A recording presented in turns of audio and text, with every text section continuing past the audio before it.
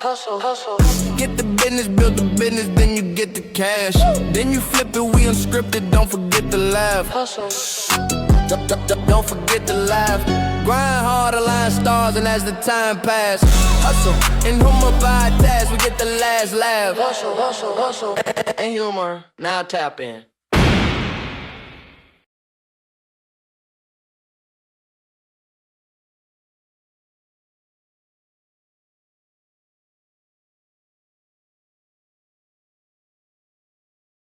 What's going on, beautiful people? Welcome back to another amazing episode of Hustle and Humor Podcast, Unscripted, where we grind hard but laugh harder. Today I got some amazing... Oh no, secrets in the dark, evaporating in the light.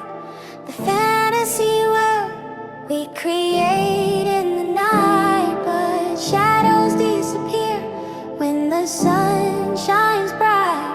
And now I recite memories on the mic till you fade over the horizon, out of sight. Where are you? Out of sight. I can't find you, Out of sight. but I need you. Out of sight. So I Breathe you out of sight. gotta leave you. Yeah.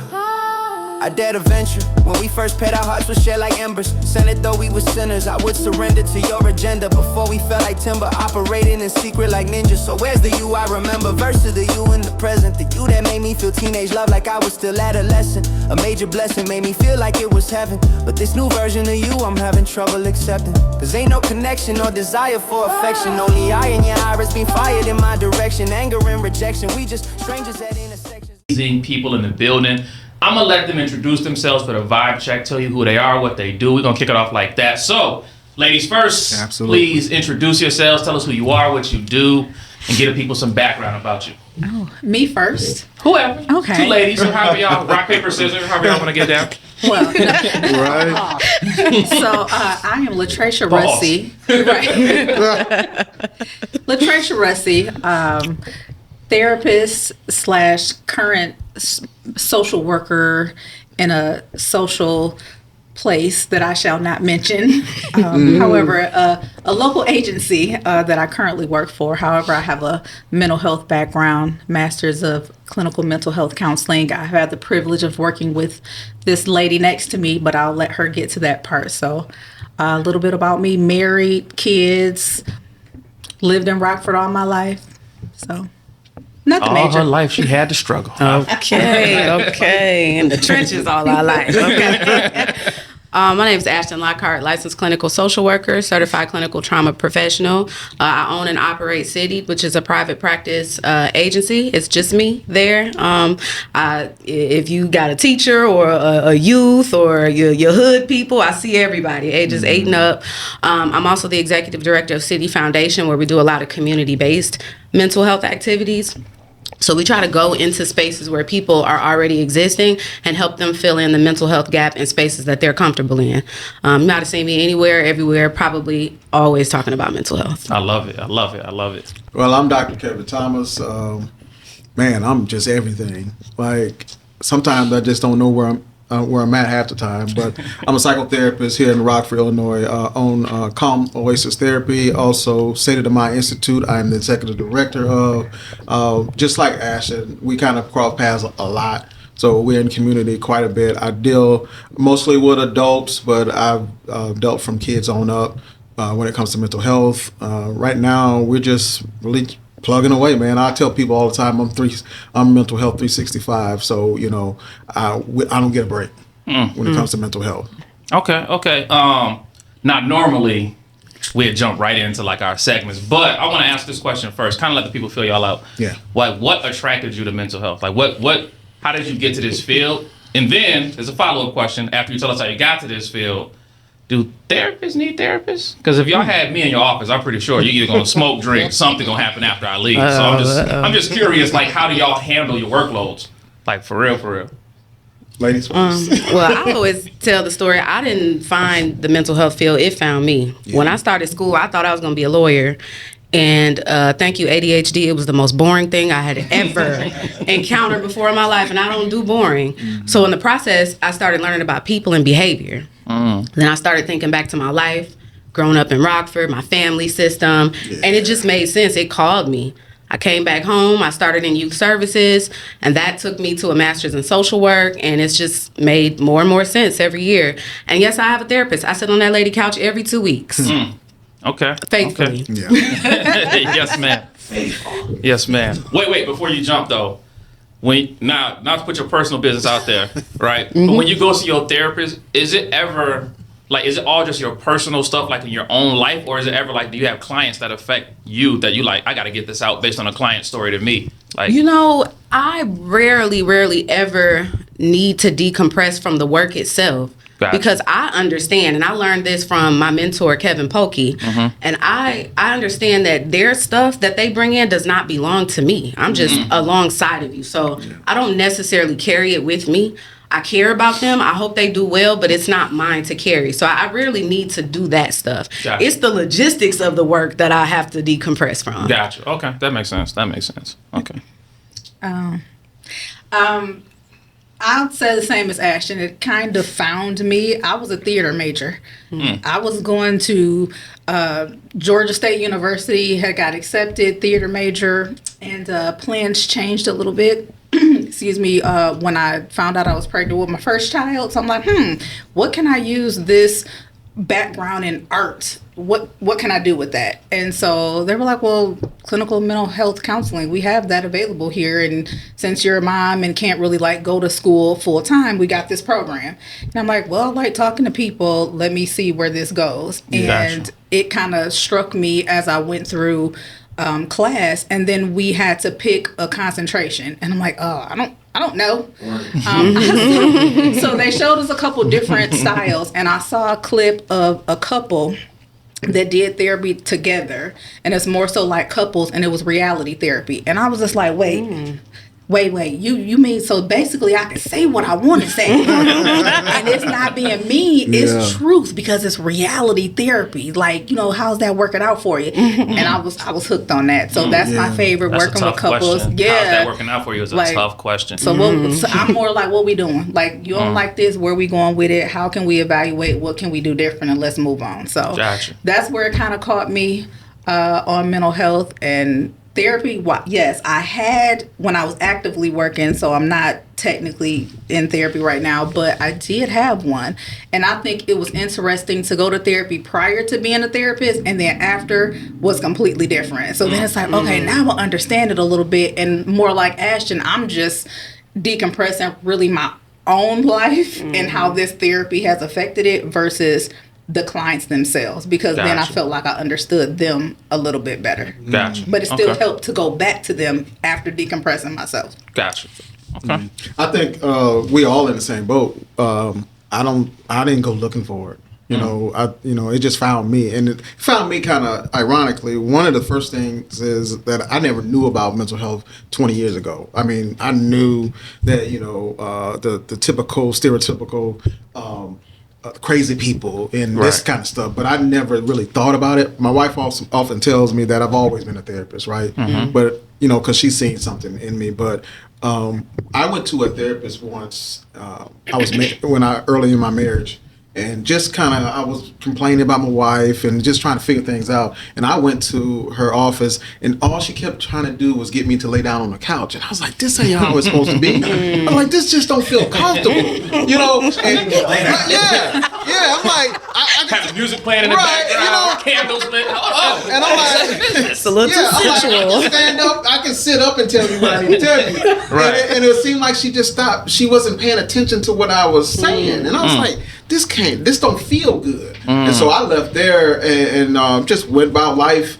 But somebody came to me and said, hey, have you ever thought about mental health? And I was like, why? What is that anyway? And so they was like, you need to think about that. And I was like, okay. I didn't think none of it. And I went and I actually applied for a job doing something else. And it was like, we got this job, direct services, for you. And so I went into direct services, but then I saw myself starting to engage people differently. But then I also realized that I started changing, because I was like, man, how he thinking like that? That don't seem right, you know. And from that point on, I just started changing the way I think about things. But I'm a business major, so my background is in business. And so when it came down to being a therapist, though, man, that was the last thing that I thought I would be doing. But I often tell people that therapy changed me.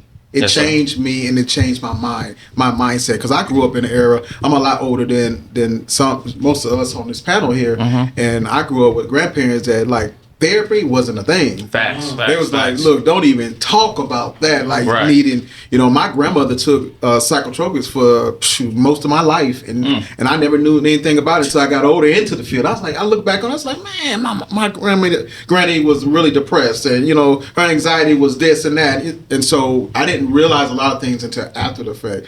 But far as therapists now, I don't have one now, but I did have one that I could definitely sit and have these conversations with. And just like Ashton, it was never about my client. Gotcha. It was all about my experiences going through dealing with other people when it comes to business. Gotcha. And even marrying that with therapy. Because let me tell you something. This is a business that people really take for granted. When it comes to therapy, they take it for granted that we are the fixers and we are the healers, but they don't know what it takes to get here. Yes, sir. And to do the work that we do. And so that right there in itself is enough for a conversation. So that's kind of what my conversations are. And right now I'm just looking for somebody, but I don't have anyone that I feel that can identify with me, which I was that answer for so many people. They never seen a black male therapist. Now I'm trying to find me a black male therapist that I can get out with like that. So yeah, that's kind of how it unfolded for me. Okay, well, you got some people in here today. Hey, listen, I got a gate of folks in therapy. What are we talking about? So I'm gonna slow it down instead of jumping way out. But I'm gonna throw. Just gonna say fun. I'm gonna throw this question out there first, right? And then we gonna really turn it up because like one, I wanted to bring black therapists here because I feel like our experience is unique. And on the last episode we did, one of the brothers was talking about how we sweep stuff under the rug or we don't go to therapy because if we don't have somebody that looks like us, the chances of us actually opening up and telling it all is crazy, right? We just don't trust the government, and it's just been like that for forever, right? And we have reason not to. It's like you go trust them, and then DCFS come take your children, or whatever the case may be. So I'm gonna share this real life story from my life, right? And as therapists, I want y'all to, you don't gotta bring it all the way down, but I do want to know as therapists, all right, so this is my childhood, right? This is my childhood. Are you sure? Let's get it cracking. Right? So I'm an 80s baby, right? Okay. I remember in vivid detail to this day, being in my babysitter house, me and my little brother, and I remember, now my babysitter was this white lady in a wheelchair, right? And I remember she was in the back of her boyfriend, and all I remember as a child was there was these strange sounds coming from the back, and I went to the back room and like knocked on her door to give her some news, and the strange sounds was happening. They told me like, oh, take your ass to the front, whatever, right? So this is the news I was trying to tell them. I was like, hey, I'm looking out the window, I see a bunch of police cars lining up, and there's like these trucks, and they just keep coming. And then next thing you know, the trucks opened up and all these police officers hopped out with guns. And they rushed the building. And of course, they kicked my babysitter door in. All I heard was police kicked the door in. Police came everywhere. M16s. My little brother was a baby at the time. He might have been 2, maybe 3, whatever. Right? And so they rushed in the house. They grabbing us, pulling us to the side. Telling me, where they at? I don't know what's going on. Like I'm a child, right? Next thing I know, they grabbed my babysitter's boyfriend, who was also making strange noises in the back. They grabbed him, no shirt on, he in his drawers, handcuffed, right? They pull him from the back. They remove his dresser. They start pulling out money and kilos of crack. And I didn't know that my babysitter boyfriend was the largest crack dealer in the neighborhood. And he was serving out of her spot. Like that was the tip. So as a child, I'm watching all this happen, excited too. Like, oh, police, I want to be a cop. Crazy. It's lit. You know what I'm saying? They got him in handcuffs. They taking him out. It's crazy. Now, that happened to me when I was like 8, maybe. About 8, maybe somewhere between 8 and 10. Right. So for somebody like me that was like inspired, like what in a therapy session, like what do you say to somebody that has that experience like as a child? Like what do you when they come to talk about that like as an adult, like how does that show up in my life now? right? Like, how does that affect somebody like me? Because that's a real life story. Like, that's what really happened. That's, you know, me and my little brother talk about it. Like, he was like, I remember slightly. Like, they had the big guns or whatever. And they pulled up. Like, yeah, it was lit air. Extra info, like 15 years down the road, maybe, no, more than that. Yeah. My brother had a barber shop. I'm at the barber shop. One of the barbers cut, and he was like, his name was Dexter, whatever. Or his name was Dex. And the babysitter, her boyfriend's name was Dexter. And he was talking about how he went to jail for selling crack. And I was like, I knew this dude from back in the day. I didn't really know him, but like, he was a big, scary black guy back in the day.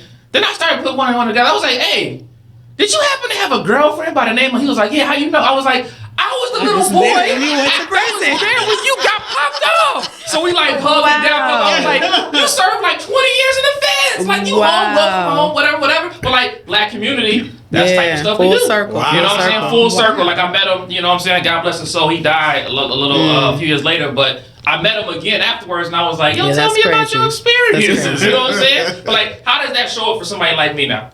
Wow, that's who likes Power and The Wire, and you know what I'm saying? It really doesn't have to have a correlation, though. Like, other things you've experienced through life will probably have a heavier impact than just that. You know, I'm not dismissing that, but it's really hard to say that pinpoint and say that situation really has come full circle and you operate off of that in your daily walk. Okay. That's not the case. And so I would try to really steer you to not have that one incident dictate how you feel or how you pursue your life now. I like that. You know, so I don't try to focus on one incident because I know throughout life, we talked about our traumas. Like, man, we've been through enough. Facts. And this complex trauma that we're constantly dealing with, you can't pinpoint one situation because I don't been through a lot. Gotcha. And so those experiences shape me every sense of the way. Even if I'm going in a linear direction, at some point something's going to happen, and then now I'm going to pivot. And then I'm going to carry on from there, and then I'm going to pivot again. I mean, like, we live in a life of pivots. Gotcha. And that's what usually happens. That's kind of my perspective on that. Gotcha. Yeah. I think if you were on my couch, there are a couple of approaches that I like to take for memories that stand out. Gotcha. The first is I want to take you back to that moment. Talk to me about the whole of your experience. How did your body feel when it happened? How did your nervous system respond to that? Can you remember what thoughts you were having? Not, adult you in hindsight, because you can put all these nuances on it now because you're an adult. Right. But tell me about 8-year-old you and how he saw that and how he felt. And then I probably wouldn't do much with that because I want to hear how things are going on in your life. Now. And what could happen is you might tell me a new experience and I go, oh, that sounds like 8-year-old Henry who was knocking at the door trying to, what I mean? Yeah. Okay. Let's put that experience on a sticky note and then let's see how other things are going and see if we can make it relate. Yeah. Gotcha. True. Oh man. No, I mean It's my turn. and every experience that we have as a child doesn't necessarily have to be a negative either. Because if you think back to that as you're describing it, you're like, I'm excited. Like this was cool. It made me think of maybe not the negative part of what he was doing, but the positive part of the police coming. Yeah. Or I wanted to be a police officer. Now later on, did you decide to, sell drugs and have dope in the wall too?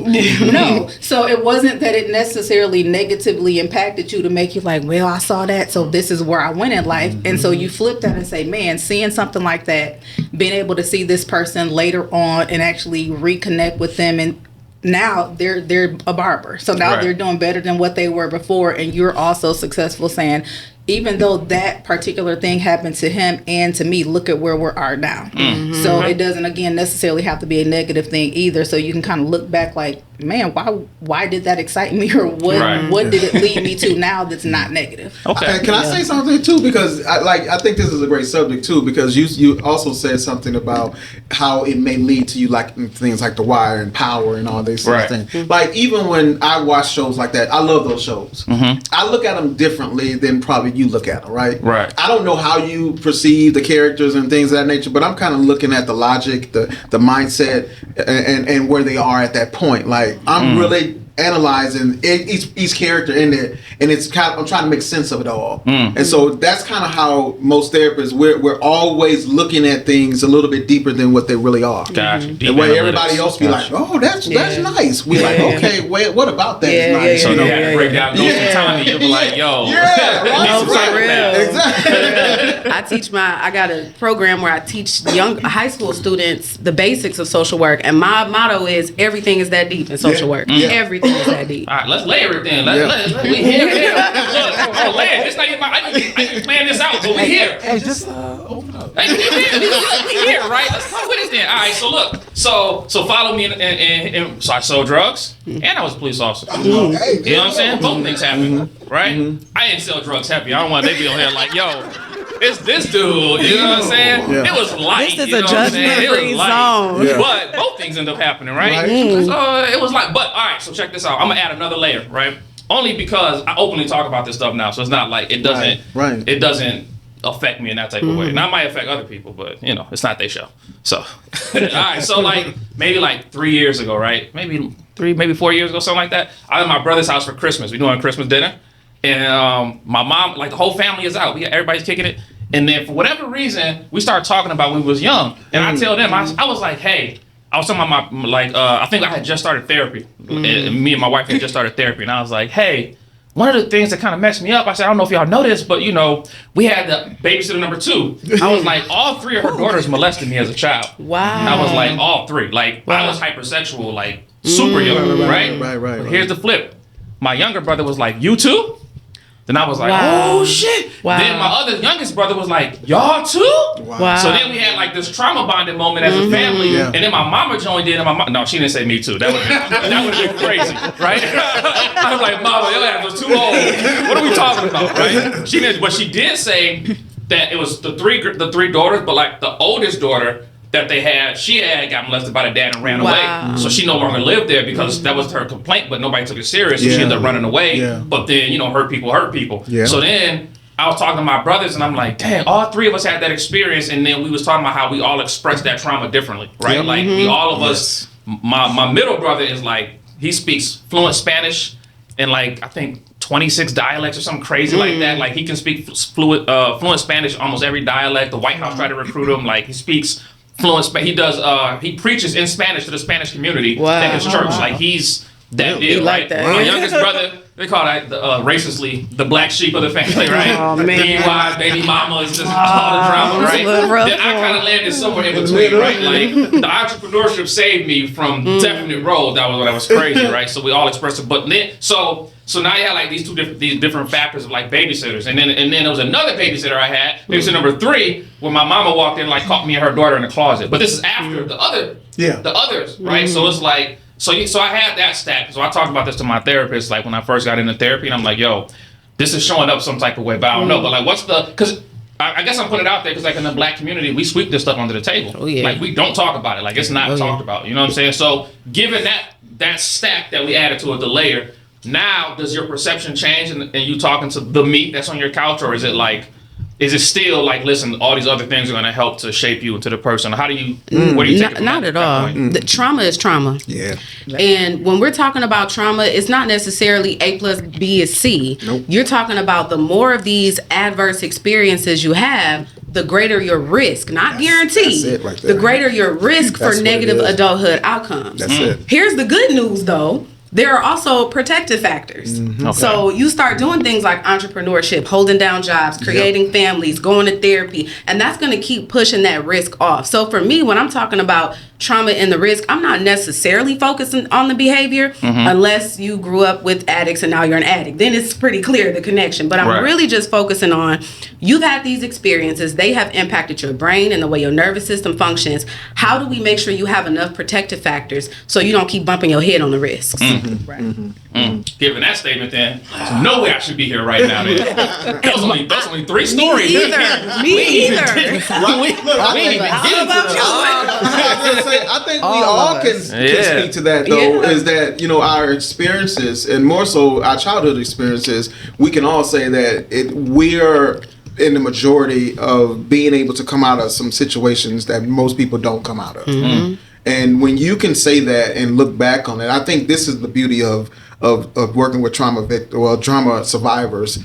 I have to make sure I'm correct on my terminology, but is that we must understand that everyone has been through something that has hurt them to the point where they probably didn't have the capacity to deal with it, right? Right. And how do we deal with it now? How do we shift the mindset to say that thing that happened to us was not the thing that's going to make us whole or take us out?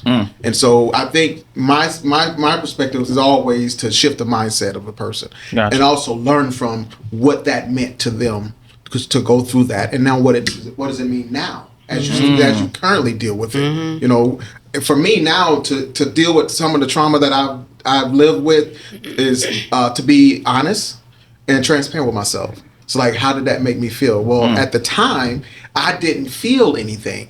But now, as I've gotten older and I'm able to actually analyze things, I feel a way.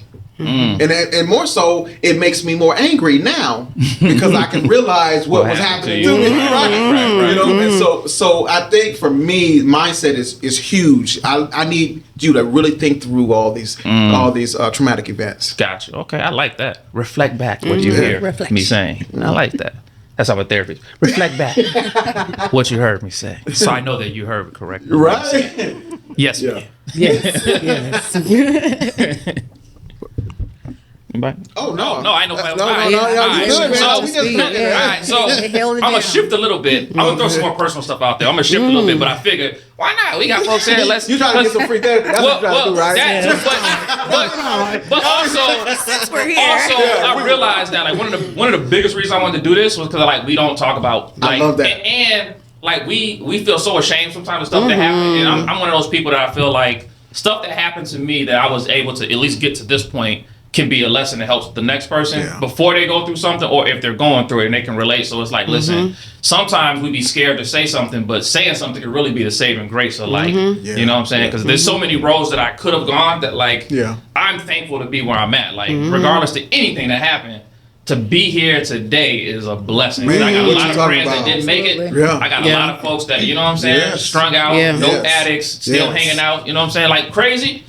A brother I hadn't seen in years came to, like from high school. I seen him recently, like a couple years ago, and he was like, "Yo, fam, you need a nick, you need a dime?" And I was like, "Yo, you still selling weed? Like you still dick and diming? Like 20 years later, bro, this ain't for you. You've been to jail, you done got out, you went back to jail. Like clearly selling drugs is not for you. How about a job, an application, school, reading a book, something? But selling drugs ain't working for you. Insanity is doing the same thing over and over. So I ain't a therapist, but I know insanity when I see it. Bruh, you are failing in the drug game. Okay? You're not making no money. Right. He got consistency. He is committed. Yeah. Oh man. His definition of resilience. That's crazy. Right. That's crazy. All right, so I'm gonna shift gears slightly, but I'm gonna jump back into more personal stuff as we go through the show. All right, so my podcast typically is for like entrepreneurs, right? And we talk about the good, the bad. We laugh about entrepreneurship. So as therapists, wait, let's go to my little therapist questions. Let's see how we want to. All right. The list. So entrepreneurs are praised for grinding, but rarely supported for regulating. All right. So question is, why do so many entrepreneurs confuse stress tolerance with like emotional health? That's something that we do. We talk about the grind. And let me add this. I went to a conference with my brother, one of my coaches, Marco Russell. He told us that wealthy people mark their wealth by how many days off a year they have, where they do absolutely nothing. And he talked about the ability to relieve stress from off days. And when he said this in a room full of black multimillionaires, and me, the non-multimillionaire, and everybody was just looking at each other crazy. Like, take 15 days off a year? Like, we couldn't even conceptualize in our mind taking 15 days off, because it was like, if I take a day off, this gonna happen, that's gonna happen, this gonna happen, so like, how does that grind culture affect like entrepreneurs? Because we believe in grinding, and statistically speaking, what's that? I just got it in my phone. I think 6% of black, 6% or less black adults make more than six figures in the U.S., which means as an entrepreneur, your business not even generating money. That's right. But we addicted to it. So what's going on? Like, So a couple things. First thing, I'm going to start off with resilience works two ways. It can either help you or it can hurt you.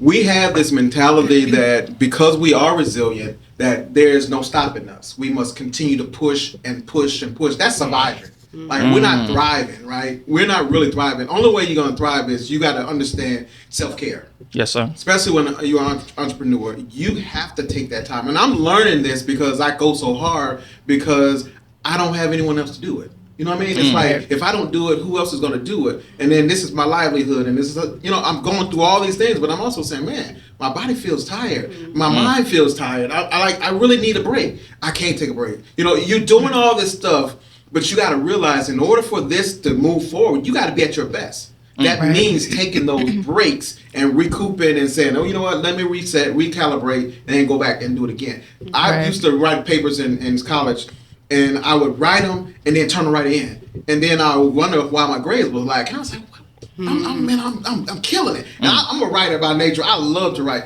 And so what I did was, my professor said, have you ever sat back and just let it breathe? And I was like, what do you mean let it breathe? He said, write it, let it sit. Come back to it in a couple of days and see what happens. I did that, and I also was able to see my mistakes. So when you start to see your mistakes, now you can pivot again, and then you can move forward. But we hadn't been taught that. Right. We're taught that if you stop and give up a day, then you're going to fail. Yeah. Right. And we're not going to fail. So if you let it breathe for a couple of days and come back to it and refresh and recalibrate, you'll be better for it. And so that's kind of how I've been going through it in the last, I would say, 6 months. And because it's hard. Yes, sir. It's really hard to just stop as an entrepreneur, to stop and not do what you know to do to keep being successful. But that's not thriving, that's surviving. You're just trying to get through. And so now I'm trying to be in a stage where I'm thriving. I love it. That's beautiful. And I mean, I think that can go back to childhood and things that we've experienced then too, just like seeing our own parents work and how they worked and how they felt like, if I don't do this, then I can't do that for you. And so like for me, I would feel even recently, and I had to just be like, listen, if I were to die today, they're gonna be like, oh my God, Trey died, and the next day they're gonna replace me and move on. And it's just like, okay, well, on to the next person that can do what you could do. And so it took a little bit of time to just be like, it's okay to stop. It's okay to slow down, because if I don't, how am I going to help these other people? I'm typically the one that will keep going until I get sick. And everybody else has been sick and everybody else taking off. So case in point, Friday, school, we found out Thursday school was canceled. And I'm like, okay, tomorrow I'm drained. I'm drained from my job this week, and I'm just tired. And I'm like, but I got to work because I know a lot of people are going to call off. And if I call off too, and I finally said, I told my boss, I said, listen, I don't feel good right now. I'm probably not gonna feel good tomorrow, so I'm gonna just let you know ahead. I might not be here. And they said, well, why?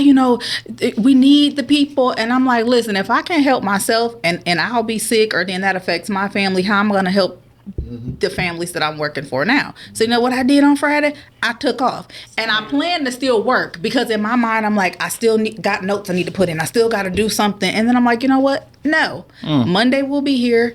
The time to work will be here again. And me not putting that note in right now is okay. The world will not stop, but at least I can recuperate a little bit over the weekend and go back into it, and then I can be alert to actually help the people I need to help tomorrow, versus saying I'm still burnt out from last week and didn't take a break on Friday.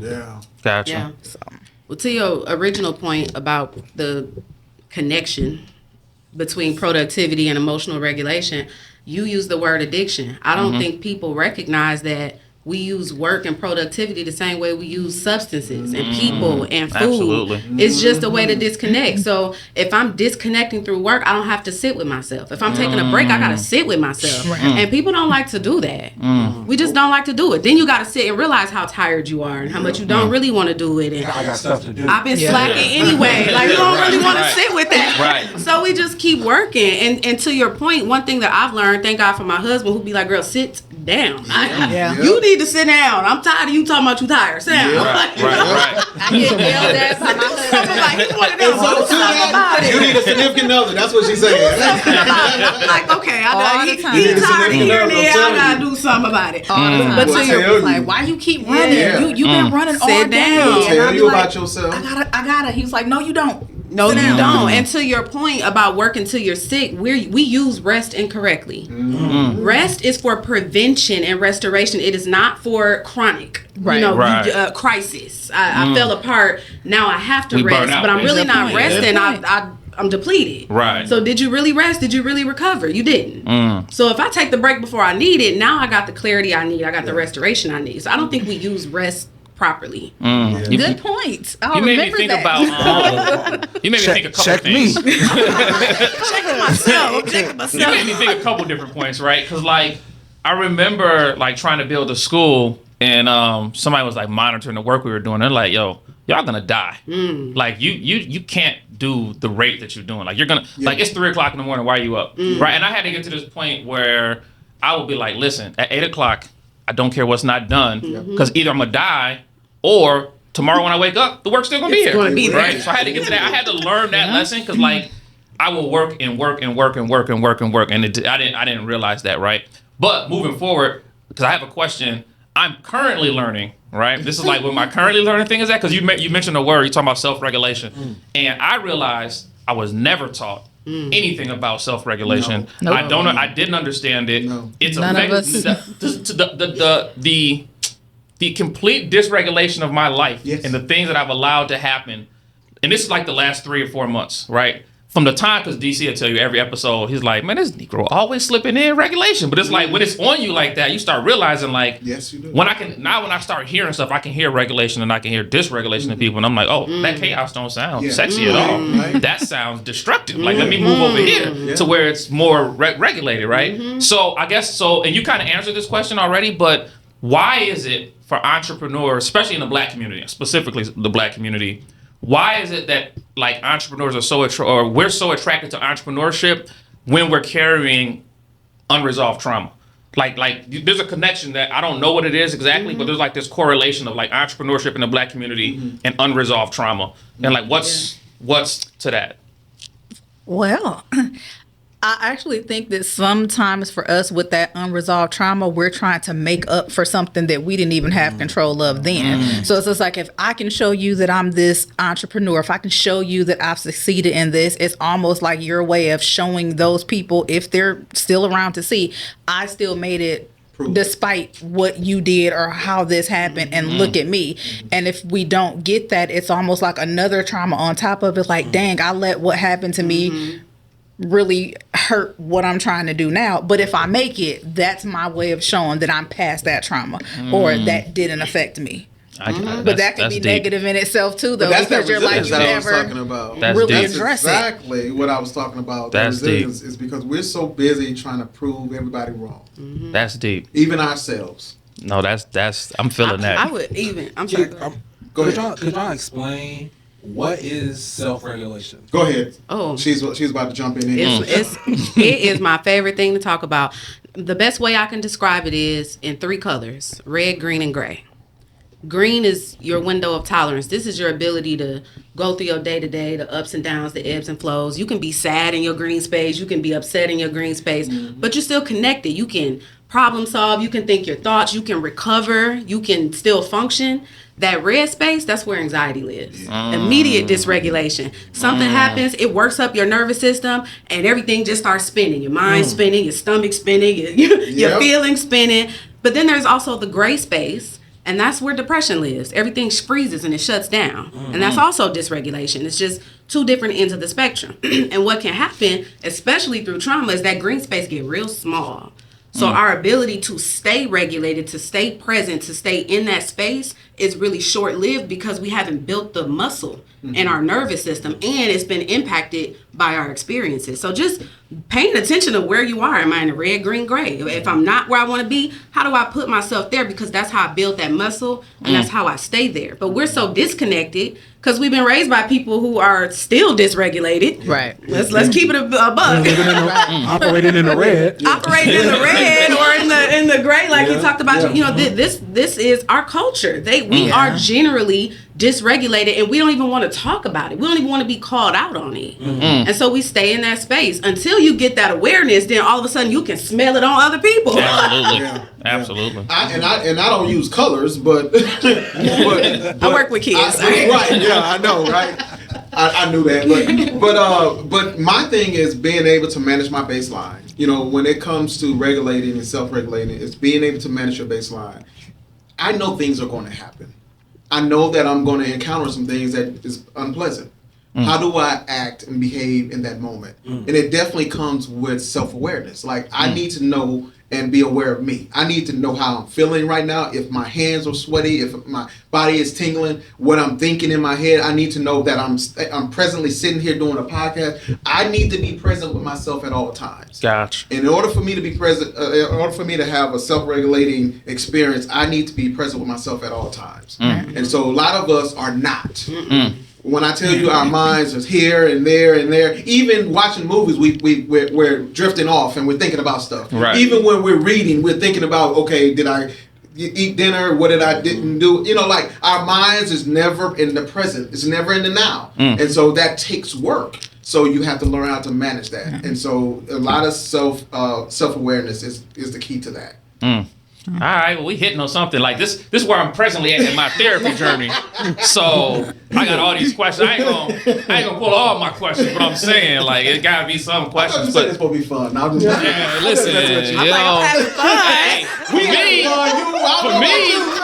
hey, look, it's all love for me because It's my favorite thing to talk about. You know how much I pay for therapy? But Let me go and get this question off right quick. But listen, ain't it exciting when you finally get to that space where you can Absolutely. kind Yes. of recognize it? Because Absolutely. I can feel it. Like, I was diagnosed with anxiety back in 2012, and I said, look here, to my therapist, I'm already diabetical, okay? I'm already diabetic. I'm already taking all kind of medication. Yeah. I'm not taking no anxiety medicine. He said, okay, if you can learn how to really self-regulate yourself. And in Yes. that moment, I'm kind of like, what does that mean? Right. But it's just like, if you can figure that out, I won't prescribe you anything. When I tell you I ain't never took an anxiety pill, That's good. That's what's up. and I can feel it, like, it's a physical for me. Like, my face get hot, my Yeah, hands there get you to go. shaking, There I you get go. real like that You know. anxious, and I have asthma, so it start like when I know it's kind of like it's not the asthma, but I feel that pressure. I'm over here like, okay, Yep.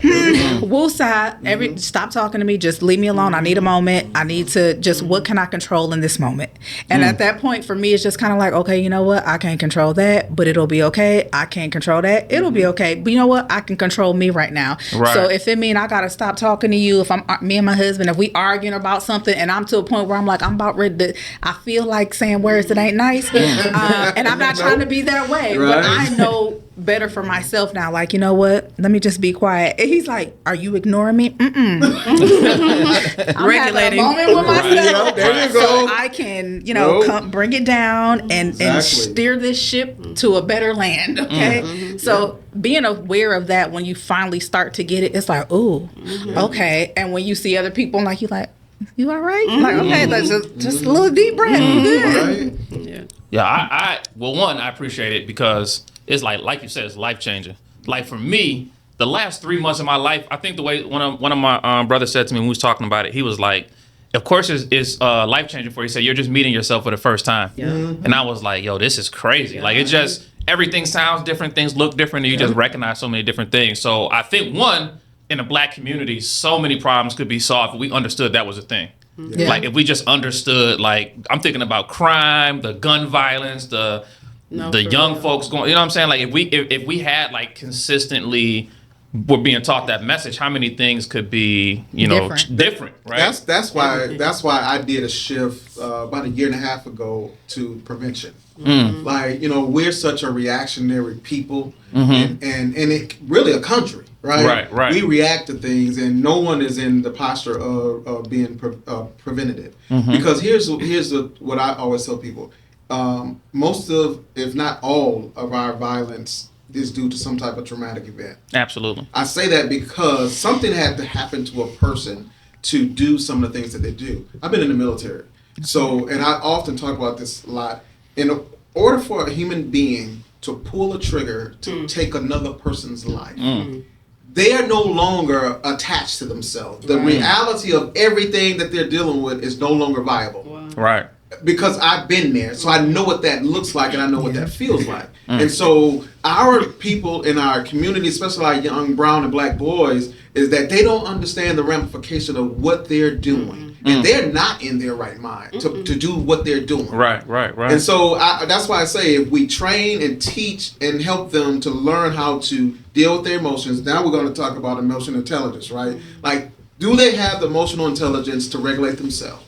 Do they have the emotional intelligence to understand that that is another human being on the other side of you that has not done something to you to want them to take your life? I got a question though. Go ahead. So, okay, right? Because mind you, last 3 or 4 months, right? And I've heard the term emotional intelligence being used like but online, people throw stuff out there. Oh, that person's narcissistic. You're like, isn't that a clinical diagnosis? Like, how you diagnose that on Facebook? You know what I'm saying? It was like, so here's my question, and I'm thinking about myself, right? I started learning about self-regulation because my environment demanded it. Yes. Right? Yes. It wasn't like I went looking for it. No. My environment was sink or swim. Yes. And it was like, you either got to learn this or this going to be the outcome. Right. And then, so I'm thinking, if you, let's say I come to you, Dr. Kevin Thomas, and I'm like, you know, whatever, you start telling me about this. If it doesn't fit into my life at that time, like, how do you drive that message home, especially to our people who we run from therapy, we sweep stuff under the rug, we act like, you know, we say stuff like family business is family business. And so we never put our business out there. Like, how do you, and have you been successful with like getting our people to understand it? Because I think learning it, I'm like, this is one of the most important, this is one of the most important lessons we need. And I just say simple, it's just as simple, is how does emotional intelligence not work in every aspect of your life? Because we're constantly problem solving. We're constantly in conflict with either ourselves or someone else. Right. We're constantly trying to figure out how do we work and coexist together. So you can't say, well, how is emotional intelligence relevant now in this situation? It's actually everything to us. Everything. Gotcha. Because we cannot converse here together if we don't have emotional intelligence. Because if I'm upset right now, I'm about to pop off. But I got to know, hey, I got Ashton right here. I need to respect her. She's just as important as I am. I got you right here. I can't just pop off with you. Right. I got to understand that I must have my emotions in check in order to be a part of just society in general. And the problem is we got young men running around here is like, I don't care. Right. They can't tell me nothing. Like, come on now, you got to understand. Like, if you want to get to from point A to point B, you got to understand there's some things you must do to get there. Just what you're saying. Like, I need to understand that there are going to be some environments that I'm going to go into that I might want to be myself. Right. And not myself that's not controlled will show up the worst way, and then guess what the consequences are to that. Right. Like, it's a whole big thing, and so it's a constant teaching moment, and it's a constant calling out moment as well. When it's happening, you need to call it out. Brother, I need you to calm down because I need you to really think about this. You know, this is what has to happen, and we're not doing that. That's deep. Yeah, for sure. Teaching, that was my answer to the question. My approach to just mental health information in general is teaching concepts, because people are willing to learn, and it feels safer to learn when it feels like it's not close to them. Now, I know in the back of my mind as the therapist, I'm getting ready to link this to you, but I'm going to hook you with this information. We get ready to just talk about this information. So a great example is in one of my high school groups, I'm teaching them about systems, the systems that we operate in, how to identify social issues. And I posed this question. I tell this story all the time. It was such a cool moment. I said, how many, here's what I said. I said, people don't typically wake up at 8 o'clock in the morning and choose violence. That's right. But you walk in this door and you see fights. Why? That's a great question. Why does that happen?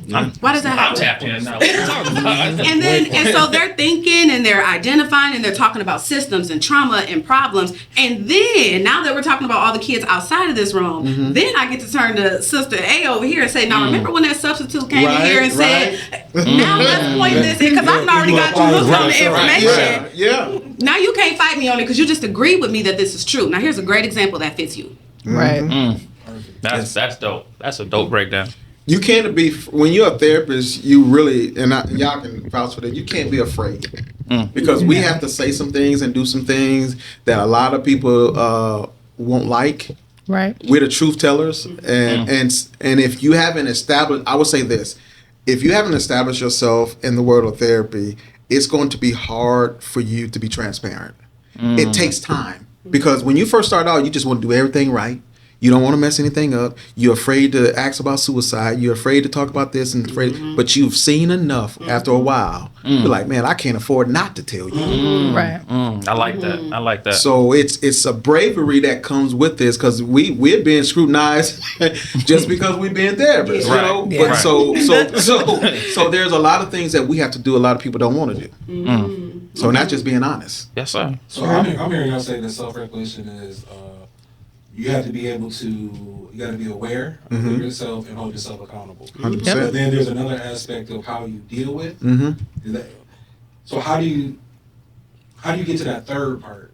Some people can be aware that they need to self-regulate. Some people can even hold themselves accountable. But how do they get to the coping? Practice. Practice. Yeah. A lot of That's practice. it. That's it. A lot of practice and talking. And Yeah. I mean, like, she has a son that's probably about the same age as mine. My son will be 18 this year. And so he struggled a lot with self-regulation, especially younger, like going from that 6th grade up until into 10th grade. I was like, oh, Lord, when is it going to hit? Because what the heck? And, you know, at that age now, it's still kind of like, oh, they was looking at me and that's, they was disrespecting. And I'm like, boy, come on. So now, but it's so funny now because I think he's gotten used to it. And so he comes and he talks to me. We have these conversations and he tells me about stuff and then he'll sit there for a minute and I'll just look at him. He's like, go ahead, Mom. And I said, go ahead, what? Because I know you got another perspective that you want me to hear. And I ain't even mad. I just want to hear what you're saying. That's my end and be like, okay, so think about it from this way and why this is or why that person may have thought that or maybe how you could have responded differently and how that would have changed it. And he's just like, yeah, Mom, you know, okay, I thought about that. And so getting him to recognize and then to start kind of trying to practice it, and then when it comes around and he kind of misses it, he's able to still take it back in and say, wow. So he'll come later and say, okay, Mom, I really thought about what you said because this person did this, and instantly I was going to be mad. And then I thought about it like, you know what? I don't know what that man might be dealing with right now. I'm going to just let it go. I'm not even going to get mad. I'm going to move on. And he said, Mom, and it just made me feel a lot better when I started trying to think about it from another person's point of view. That's that emotional And so it helped him with himself regulating and also being able to kind of have that empathy for somebody else saying, man, it's not just the instant, oh, they made me mad, they this, they that. Mom, I was about to go off, but then I thought about it. I could lose my job or I could, you know, get in trouble at school. There and I you said, go. you 17, you can go to jail. Like, Big boy jail. but you can go to jail. And I'm like, and once you get there, that is another system that I cannot help you out of. That's I am no right. longer in control of that. And he's just like, I said, you know, you like them shoes, them Jordans on your feet, them chains on your neck, Sure. the hair Switch 'em out for getting some done new and all ones. that. You can't get none of that when you locked That's up. right. And he was Also like, ain't oh. no women. You know what I'm saying? He was just like, let me No think women about in there. Switch the it. whole setup. I'm gonna stay out of trouble. But I think to your question, coping, I would say coping has to come first. If you cannot ground yourself, you can't even get to that point. Right. There's a process that happens called emotional hijacking. If I Yes. get mad enough, I can't think anything other than red. There's You nothing ain't gonna else think nothing happening. but red. So if I don't have the grounding skills, I can't slow that process down and I can't even get to these extra Right. steps. Okay, so now I got a question. I set that up for you. Hey, look, I'm gonna tell you what's crazy. Right? Thank him. One of the things I learned about in therapy was attunement, right? And DC hasn't seen nothing on my phone, but the question he asked was the question that was on my phone, so it okay. set it up perfectly. So all right. So okay, now in our community, right, you have all these dysfunctional relationships. Yes. So what happens when you have person A who's regulated, person B who's dysregulated, and their nervous systems are just, they're not necessarily compatible, or they're trying to make them compatible, but the results keep showing dysregulation. So what would you say for our community? Like, how do we go affect those relationships in those type of ways? Like, what do we? Some people, I think some people are not ready for that. Right. Because as much as I want person A and person B to get along and to be sing kumbaya, but person A just may not be there yet. And I think for person B, he or she must recognize that person A is not there yet. Right. But I think the ongoing teaching, what we're talking about, the ongoing teaching at some point should get them there. But a lot of people are not ready for that. And this is the I guess this is my pet peeve for the community is that, you know, you have people out here like us. We out here like grinding. and it's like we're not accepted. I don't want to say accepted, but they're not ready to hear it. Right. Like for instance, Rockford has this cloud over Rockford. Rockford would rather go to the most expensive store, either in Chicago, in Milwaukee, or Rockford, and buy the best outfit and be at the club and do all that. But when you go to put on something for their mental health, For free. for them to No cost. for them to reframe how they see things, Right. and be able to be actually positive parts of society, Right. for free, Right. they won't even show up. No, I can. Don't get me on my soapbox on that one. Hey, See, that's what I'm give saying me though. my Like soapbox. we're not Hoes are really, being stepped on we're right now. not really as a whole. I would say as a whole, we're not ready to heal. As a whole, I'm not saying there are not some people, but Right. as a whole, we're not ready to heal because it's enough work. I will vouch for this because I know for the last at least 5 years, Ashton and I have been out here on all different spectrums of this thing. Right. And it hasn't been overwhelmingly welcome. And it has nothing to do with us, Right. But what we're selling. Oh, you jumping what ahead we're of some of my giving- future questions because what it's we're- definitely in the lineup. right. What we're providing is not what they want right now. Right. Even though Right. they need it. But that kind of goes to the question I asked earlier about how do we, and I say we like I'm with y'all, right? Like, hey, I feel like I'm part of the team. Like I learned about self-regulation, right? Hey, right, mascot definitely. Listen. Hey, I'm not in nosebleeds, but I did my. I prefer the term advocate. There you go. There you go. Right? That's That's what's why up. we're doing this podcast, That's right? what's I up. can't do what y'all do, but I can have a podcast, That's right? right. That's right. So again, it goes back to the like certain things. So like you said, people not ready, and like so one of the things that I witnessed is like domestic violence goes to the same thing you're talking about, right? Yeah. Dysregulated person can't control it. When you only in the red, it's like Incredible Hulk. Yeah. Like Incredible Hulk goes only red, and Yes. then all of a sudden he's a hold it. Like you can't talk Incredible Hulk down. It's only smash. So like in our situation, because in our school and like things that we've seen, there's a lot of like you get deal with domestic violence a lot, and it's like. What do you know what I'm saying? And then for us on this level, I don't even got the skills y'all got. I'm just telling them like, hey man, you're gonna go to jail if you you know what I'm saying? If you hit her, you're gonna go to jail. Right. Or tell her like you can't stab your husband, or you know what I'm saying, or you can't abandon your children, whatever the case. So like how do we again get that same thing out? I know teach, but like what will make a person that's that dysregulated hear that and be like, oh, that's me, and identify themselves as I'm the person in the red, like you said. Yeah. But I'm sorry. sorry, it really just depends because I think just as people in general, we have to get to a point like you can't make people do anything. So Nope. as much Right. as in Nope. therapy, I Nope. used to feel bad like they're not like healing or they're not fixing. I'm not fixing, and I had to Nah. get to a point where like that's not my job to fix it. They Nope. still have to come in with an open mind and an open heart, saying I want to make some changes, and even in the hard stuff that I get told, I still want to. And unfortunately, with domestic violence, with just different things, people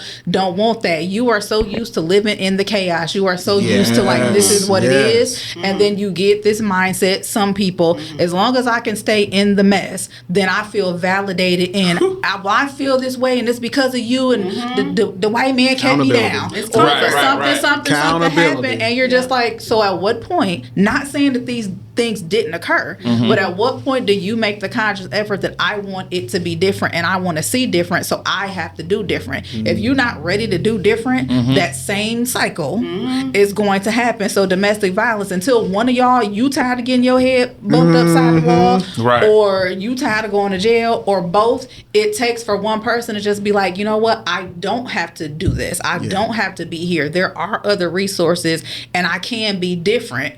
And that's okay. And if that person's not ready to go there with me, so a B person, I can pray for you. I can try to change the way I respond to you and maybe teach you some different ways. But in the end, it is up to you to determine if you're going to reciprocate that. And if not, sometimes that's okay to say, well, I don't have to engage in that same relationship with you the way that I was before. Love you, but I'm gonna love you from this distance. Love you, but I'm trying to elevate and be this entrepreneur. I'm trying to go to school, and I can't do that if I continue to allow your behavior to change what I'm growing in. If you're ready to grow and they're not, sometimes that's just what it is, and that's a part of life for everybody. But no matter what we doing in life, you have to be ready to make that change. And if you're not, it's still going to be the same. And it don't matter if you're talking to me, talking to her, talking to him, whoever couch you go to. People hop from couch to couch in essence because they didn't say what I wanted, so I'm gonna go here. Oh wait, but they didn't say what I wanted, so now I'm hearing you like, well, you're the common denominator between the 7 therapists you've seen.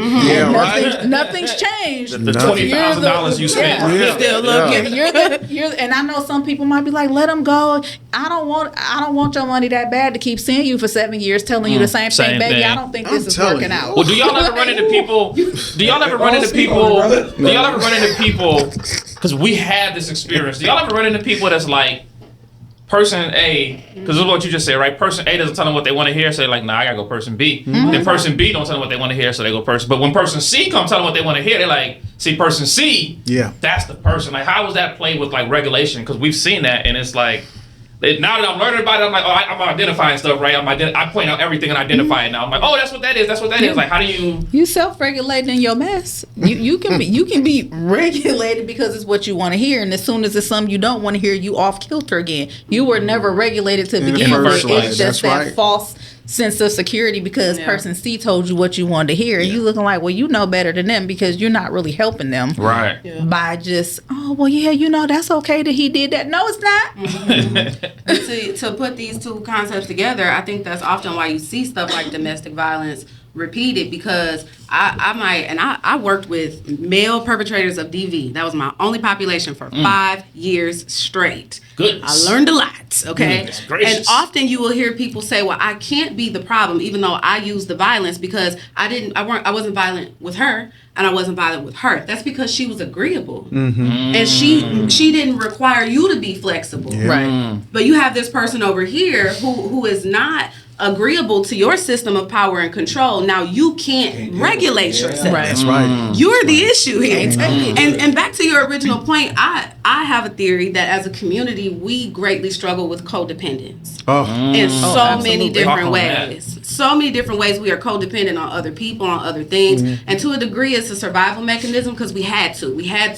No matter what was going on, we had to have each other. We had to, to survive. We didn't have anybody but each other. Now that we're no longer in that space in that way, we still struggle with codependence and setting boundaries. What does it mean for me if I set this boundary with this person? Right. If I go no contact with my mama. Your mom's a narcissist. It's okay to go no contact. Right. But you have to create a new identity because your identity was in that trauma. And if you let that go, who am I then? Self-regulation, because that's what codependence is. I'm using you to regulate me instead of me regulating me. So it all goes together. Oh no, y'all. So in essence, what they're saying is accountability. Everything that we do in this lifetime is an individual sport. It's not a team sport. Right. In order for if I have a wife, in order for my wife and I to work, I have to really manage me. Right. I'm not worried about managing my wife. Right. She has to worry about managing her. The problem, one of the bigger problems is we're trying to look at everyone else around us and align ourselves or look at them as the mirror. And when they're not, which we are our own mirrors. Right. And so when you find people that are in these situations, most of the time they don't want to take accountability.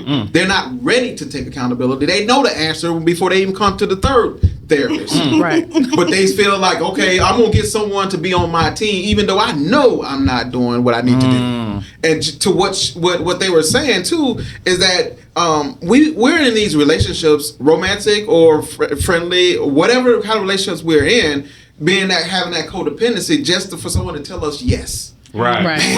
Yes, man. Yeah, you're doing a great job. Really? Am I? And truly, is that a true person that really cares about you? If they're gonna allow you to do those things and then gas you up, and then you still messing up stuff. Right. Like, come on now. I feel like all the damn money I spent on therapy, we could have just had this session. I need a refund. Going into the Hustle Human podcast. I need a refund. Our free session. I got everything in therapy. Look, this the only free one today. That's right. I called some brother. Listen, They said we got full NDAs coming. The only free one. You gotta pay for this episode. You can't even watch this for the free. But they said you get a percentage off of every view. Listen, I got a little bill on me now. I will say this. It's so universal though. Like it's like just hearing y'all talk. I'm like, wow. Like it's because just everything is. Yes. Everything is. We think our stories are so unique, and they are not. They are not. that is that's But that's you got to crazy. be honest with yourself too. Like I had a lady recently tell me some stuff like this person told me I'm not the problem. This person over here told me I'm not because it's him. And I'm sitting there like, okay, I said, okay, because I'm not gonna lie to you. That's right. Ma'am.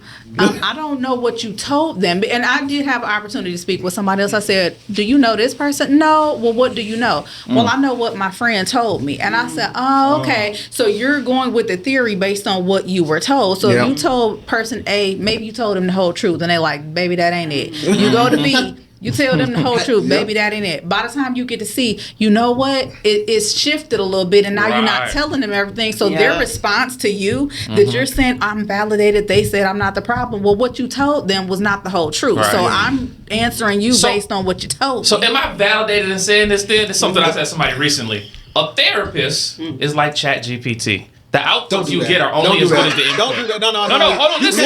Listen to the whole quote. Listen to the whole quote. Listen to the whole quote. Listen to the whole quote. You can't do that. Listen to the whole quote. Listen to the whole quote. Okay. A therapist is like ChatGPT in the sense that the outputs are only as good as the inputs.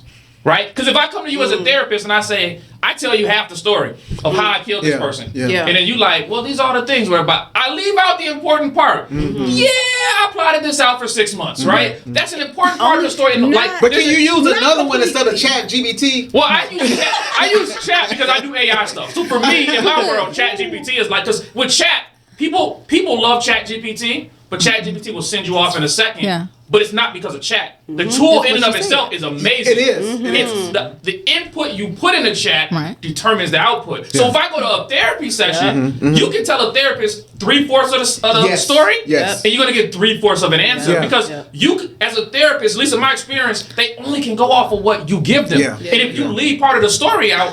Right, and now a good therapist may be able to dig through that. Most of the time we're going to do that. Most of the time we don't do that, right? Yeah. But because in my experience, I've experienced people that's like, I'm in therapy, and then they come tell me what happened from therapy. Like, that don't sound right. Like, wait a second. Like, I'm learning external regulation.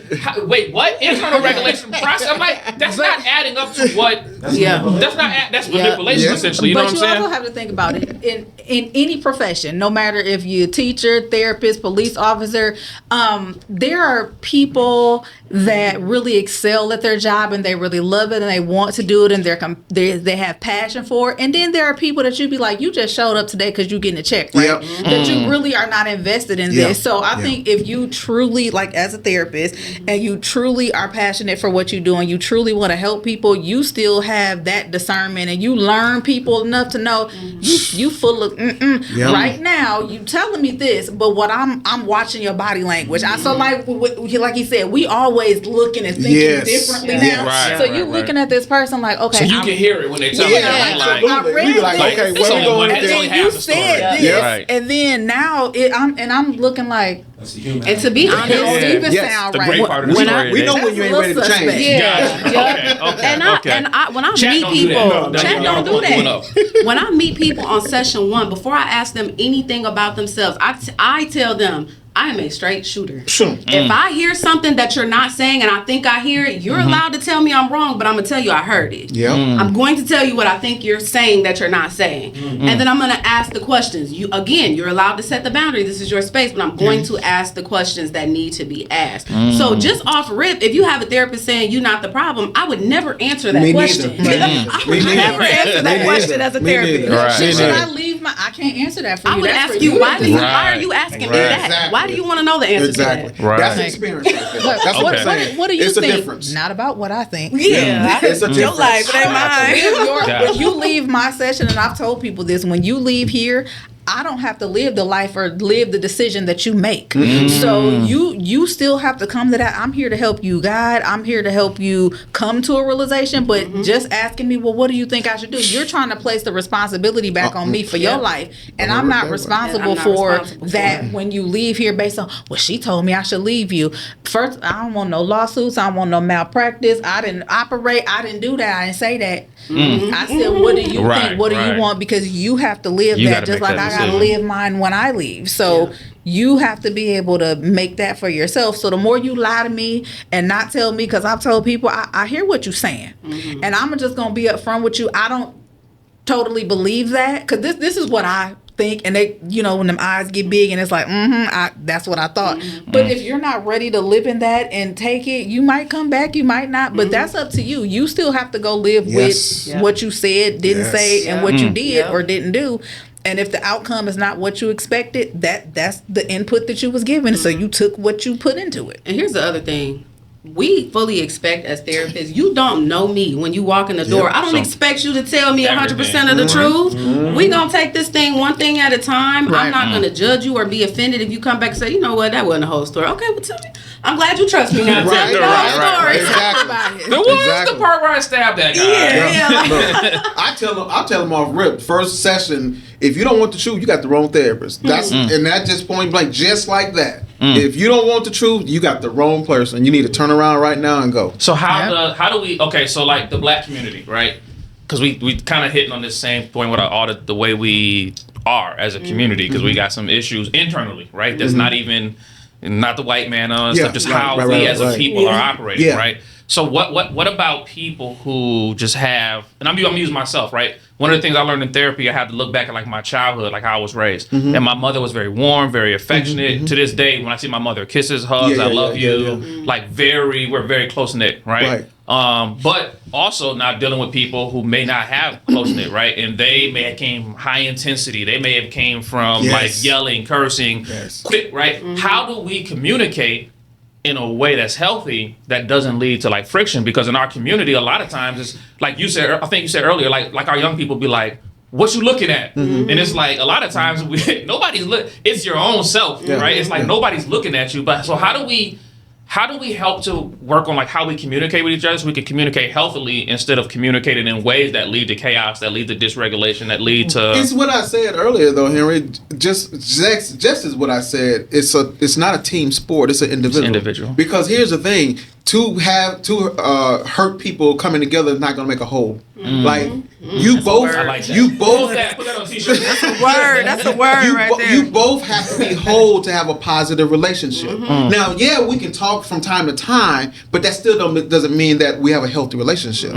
It's when we both start to heal individually that we can have that, because that's when we start to recognize the things in us that we must change in order to be even civil in a conversation with anyone. And if I'm doing that and you're not doing that, there is no health. It's like my grandmother. So I grew up with raised by my grandparents, and my grandmother would never throw fruit away. If one came in bad, like a batch of peaches came in one time, and she actually did this, and I said, well, I called her Big Mom. I said, Big Mom, why this is a bad one and the rest of them not bad? She said, baby, if I leave this in here, they will be bad. Come on now. So what I'm going to do is I'm going to take this out and I'm going to cut the bad part away, and then I'm going to preserve the rest. What we're not doing is we're not cutting the bad parts away. We're holding on to it. That's Talk your deep. stuff. We're holding on deep. to it. And so that's the thing, is like we have to heal individually before the relationship can ever go anywhere else. That's deep. And that goes back to trauma. Yes. It goes back to trauma. Trauma recovery, you have to start with the individual, then you have to change your narrative, and then you improve your relationships. Yes. We want to do it the opposite. Yeah. We want to do it all, just to flip it all the way upside down. Well, if I could just have a better relationship with my mom. So you saying PEMDAS is you got to start with the parentheses, then exponent. We try to subtract what we did with the parentheses. There is an order of operations to healing. I'm trying to tell you, we want to keep going back to your mom. Your mom ain't been to therapy. Right, we want to keep trying to heal our yeah. marriage. Your husband, your wife ain't been to therapy. Yeah. So you start with yourself. You change your narrative. You're not a victim anymore. You change the way you're looking at your story. You find your power, and then you see if you're able to salvage those relationships, because you may not be able to. Yes. And That's it's deep. okay Yes. if you That's deep. And that's okay. can't. And a seasoned That's deep. therapist will stop couples, that family, and say, you know what? I need y'all individually. Yep. Because we know at the end of the day, if y'all keep going like this, ain't nobody gonna heal. So we need to get to the root of what's going on with you, and then we need to get to the root of what's going on with you before we can even move forward. I'm gonna shift gears slightly, even though y'all kind of at this point they done answered all the questions. Like, damn, let's turn the show off. Man, we can go home. They done answered all the questions.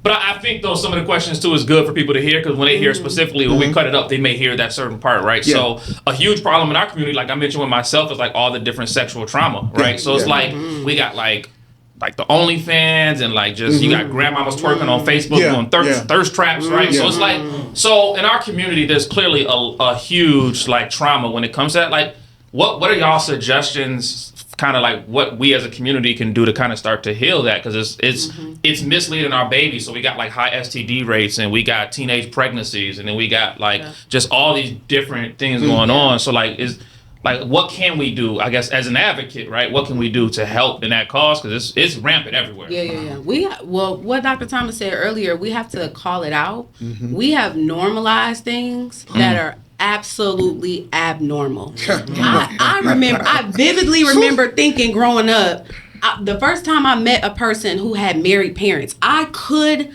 not wrap my mind around that black people got married. Wow. Because that was my life. When I met people who didn't have individuals in their household, who never went to jail, I was an adult. I said, you ain't nobody in your family go to jail? Not one? Not one. Y'all been shot? What? I was like, something is not crazy. right about the way I grew up. Right. And we normalize the way we are about women. We normalize the way we expect our boys to be. We normalize our girls to be submissive and docile and do everything the boys say and care so much. We normalize these things. And look, y'all gonna get me on. I don't care. You can chop this one, but I'm gonna get to it. Let your little girls grow up slowly. They will have their chance in the sun. Absolutely. We don't need to hit the gas on how our kids grow up, and that is a black community problem. We want our kids to be grown early. Absolutely. They are children. Absolutely. Slow it down, and you'll see a lot of that disappear. Or you'll see, when some local store at one point had little baby thongs, and I'm like, baby thongs? Baby thongs. Oh, no. And I That's said, crazy. who? Was it Target? Hey man, Target is enough trouble as it is. They don't need the bad people. It wasn't them. That's It wild. might have been a counterpart. It wasn't them. It was another. It was somebody.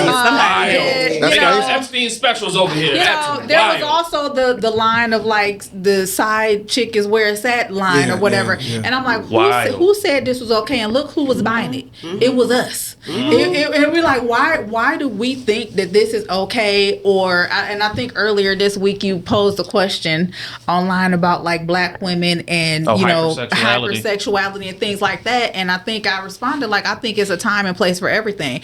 We get so caught up in like, I'm independent, I'm grown, and I can do this, and it's on this different level and this, and then you think about it and be like, okay, but who exactly are you trying to reach? Because I saw something online and it was a lot more sexual and nakedness-ish almost. And I looked and was like, is that a nip? Oh, okay. And then I happened to start reading the comments, and it just was really sad to see other black men.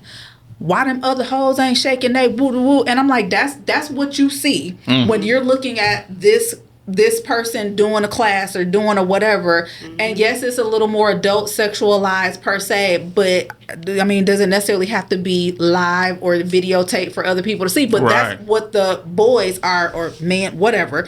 That was your comment. It's not about the dance technique. It's not about the fact that they had learned something. It's why these other hoes ain't woo-woo-woo. And I was just like, is that what we looking for? Is that what is like appealing to you to still go back and be like, well, I'm independent and people must be jealous, people mad? No. And it takes for some of us that maybe have learned that to be able to be like, baby, I love you. But that ain't it. So, like that's not it. But then they still gotta want to hear it too. On that line, and just continuing question for y'all, when I was young, I'm gonna date myself, right? When I was younger, we had this thing called BET Uncut, right? Yep. But BET Uncut, you had to stay up till like 1, 2 o'clock in the morning, right? Yeah. You Right. couldn't see tip drill No, on regular. You know what I'm Right. saying? That's what first- You couldn't yeah, see yeah, my yeah. neck, my back. Turn that volume You know what I'm down. saying? Right. You couldn't Turn see that none of that. Yep. But now, Yes. you can turn on Sexy everywhere. Red, right? Now you can turn on It's Cardi everywhere. B or whatever. Yeah. You know what I'm saying? Now Nicki Fukiata. Minaj has had the day. same content for like how long? 15 years, right? And it's like now what used to be underground is now pop culture and mainstream, Out and and our open. community. When you talk against it, you become the bad person, Yep. right? Like you Yep. just was saying. You a hater. You're a You a hater. hater. You know what I'm saying? Like, why are you hating on what you say? Them hoes can shake Yeah. their ass if they want to. Like, well, my bad. I didn't. You know what I'm And it's saying? like, I no. know my daughter of 4 years old Yeah. to see that as acceptable behavior, or even I went to a wedding recently. I won't say whose. People be mad at me. But I was like, yo, you're like 55 years old. Like, why are you out there twerking? Like, I mean, it's cool if that's what you want to do. Yeah. But like, it's She's like having a good you're time. sending mixed signals to what's happening Sure, here. Because sure. if I saw my grandmama twerking, just me, like, you can do what you want to do. But I saw my grandmama twerking. Yeah. I'm gonna feel a certain way. Like, grandma, sit your old ass down somewhere. You know what I'm saying? Yeah. Like, why are you? Because even if the young girls doing what they doing, like they're learning life, they're going through experiences, they're bumping their head for the first time. You're supposed to be the person that's teaching them the better way. And in that our was my community, we don't have a lot of y'all. You know what I'm Yep. saying? Like we popular and we normalize. I think that's the better word. We normalize dysfunction. Yeah, Like, and that was my point. Not that, you know, if you slow your girls down, then bad things won't happen to them. What you are then teaching, though, is for them to be able to discern what's dangerous. Right. If we normalize things that are not okay, it is very difficult for these kids with underdeveloped brains to discern danger when they see it. That's right. They don't know. That's why they putting their business out on social media. that's- I mean, you got 10-year-old putting taking pictures in front of their homes and stuff. They don't Right. know what that may bring. You know, Right, like stuff right, like right. that. But to be honest with you, I go a little bit deeper in thought with this one. For me, it's more about economics and exploitation because society has this thing, and society is just us, right? Right. Society has this thing is that in order for you to make it, you have to compromise. And we are people that don't mind compromising if we can get the bag. Oh yeah. If we can get the bag, we Yeah. gonna compromise it all. And then all bag ain't good bag. Not to mention that we're dealing with some insecurities. Absolutely. But we won't admit to it. And like everybody that you named and said, hey, now this is mainstream now, guarantee you we can probably sit here, all three of us can go to some insecurities that they have. And point it out. They can fight it and go against it. They can get in the court of law and say, no, I'm confident, I'm a boss chick and all this kind of stuff. Right. No, baby, you got some stuff going on that you really need to work on. So it's over. What do they call it? Overcompensating. Overcompensate. Yeah. Yes. Yeah. I know that because I did it with my kids. Because I didn't have a father, that I made sure that I was a father that did more and that I needed to do. And you know, even to this day, my kids and I, we talk about it.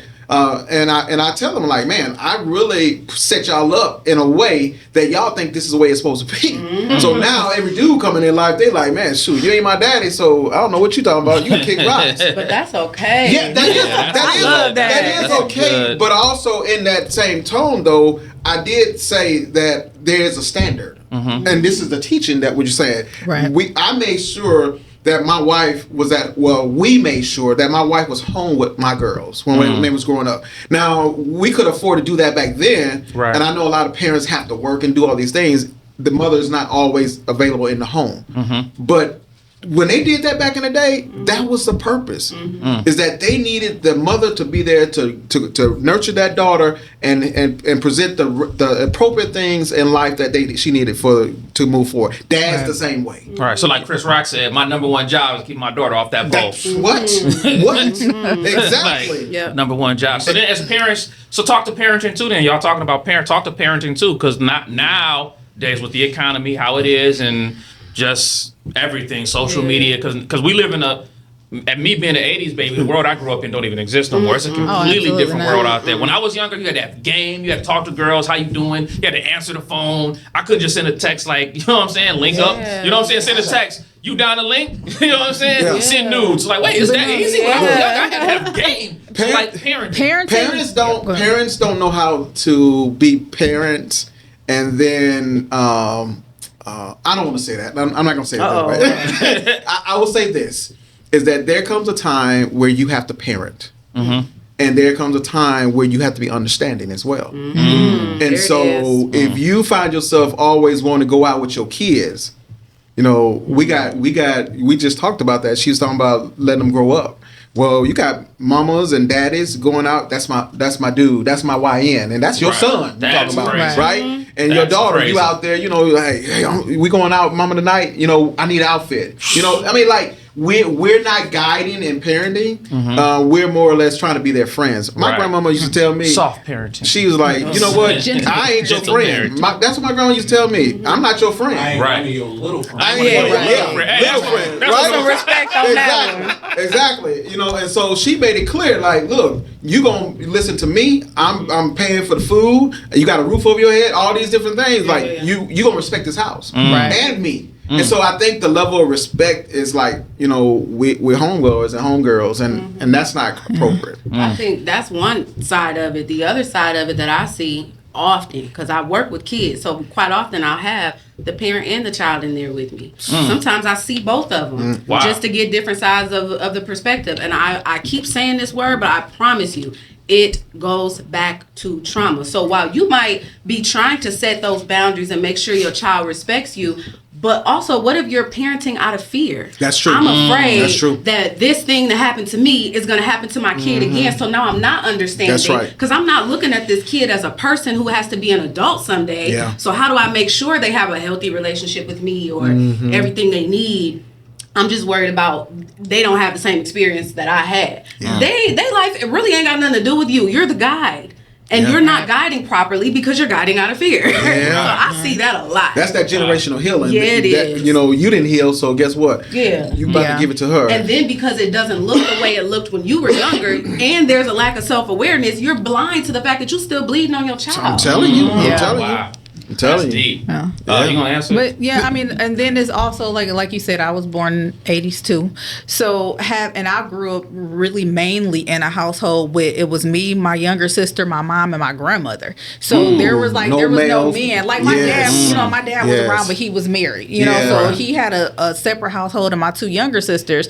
But my sister right under me, my mom, and my grandmother was what the house was. So it was always like, you know, women, I'm used to seeing women be independent, do things, be a parent. And so even with me, like my mom was never married. My grandmother was married a couple times and divorced. Like my sister hasn't been married. And so really before seeing my dad be married, you know, at one point, there was really not a lot of marriages per se, like you mentioned earlier, Ashton. So for me, even going into my own marriage and then being a parent, you know, I started out as a single mom, and then I married my husband and we had our son.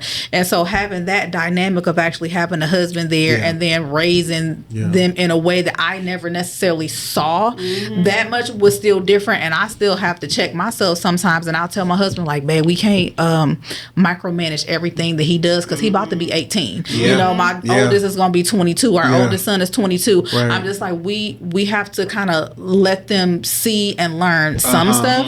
But I think as parents, for us, again, we had that accountability with parents, grandparents, your friends. Look, you act the fool at my mama friend house, you gonna get a whooping because she gonna whoop you. The neighbor gonna whoop you. Everybody get in on it. Because you have to be accountable. And I did the same with my kids. Like if I trust, my kids didn't stay with a lot of people, but the people I did leave them with, I trust you to do what I would do because I know you're not gonna hurt them, but you're gonna correct them. So I was never above somebody telling my kids. And today, baby, don't say nothing to nobody, kid. You can't tell them to stop climbing in the store before they fall. What you say to my and it's just like, baby, you know, that's trauma. That is trauma. Running to school is if you put your baby here, I need to know when you come through the door, I'm checking you. I'm checking your baby. I'm checking your baby daddy. I'm checking your husband if that's the person. Anybody who come through these doors, if you're not checkable, then check out. But you know why do you think people can receive that from you though? You said why? Why can they receive that from you? Shit, I don't know, because I just ain't about that. I'm with all the smoke. I don't know why. Why is it? My guess is because they know you care. There you go. yeah. The issue is not that people struggle with you correcting their children. It's that I don't trust you and you're trying to correct my child.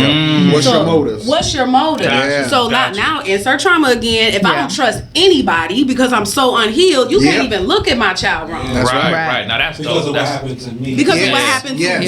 Yeah. Now Yes. it's back about me. It's not Yes. about the kid again. people trust me, boy. Yeah. Folks out here crazy. You rolling dice. No, just like, Listen, if they hey, bring cut that part out. Keep it first shut down. Man, like this dude ain't got no sense. You knew that when you came here in the first place. Yeah. Right? All right, let me kind of switch gears then, right? Let's jump into spirituality for a second. Okay. So, like, when it comes to spirituality, okay, regulation, right? At what point does prayer, like, bypass trauma?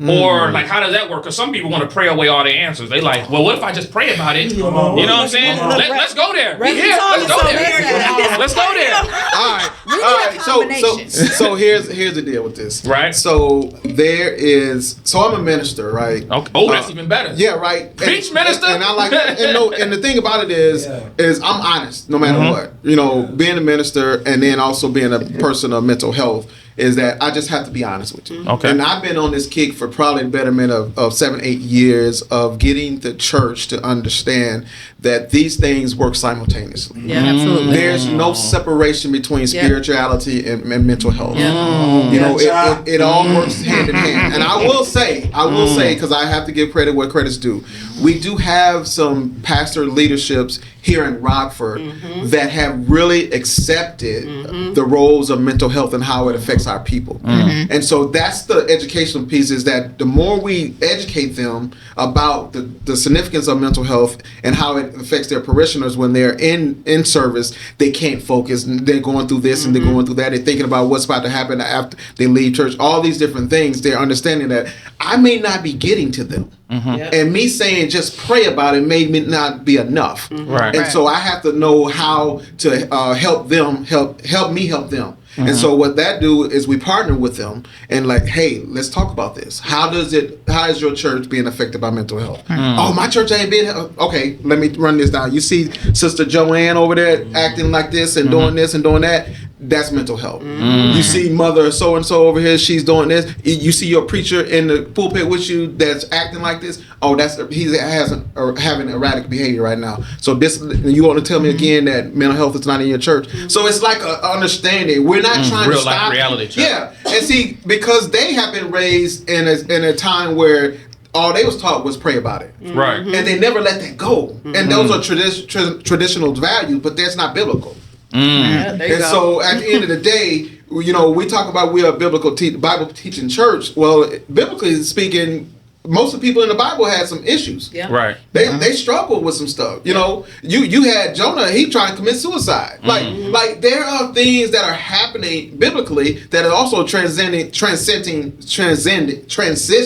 into the world today. And so I always teach that prayer and mental health works hand in hand, spirituality. I love because that. you can't separate Absolutely. the two. No, you can't. You can't. And I think that's part of the problem, that we try to separate it when it doesn't have to be. And I think one thing I really appreciated about my church is one lesson that Apostle was teaching one day. He said, listen, people always say, yes, pray about it. And I don't think we delve deeply into what that truly means. So it's like seeking wise counsel. That doesn't necessarily just have to be at church or praying, but that's seeking the wise counsel of who God appointed to be in that position, such as your doctor, your therapist. And so he said, you know, we can walk by faith. Absolutely. That's what we're doing. We're waiting on that manifestation. He said, but listen, in the meantime, Right. if you diabetic, if you have high blood pressure, if you can't see, you wearing glasses, you going to the doctor, you getting medicine. He said, don't be out here lying on me saying, Pastor said just pray about it and walk in faith, and I threw my glasses away. Baby, don't get behind the wheel if you can't see. Yeah, don't do that. Don't do that. The Lord, you know, God gave us the wisdom and the wherewithal to become a therapist or to be that doctor. Yes. He placed these people Yes. on the earth side of where we're at right now, because like we can be in the world but not of the world, but you still need to follow these laws. So right now, if I'm sick,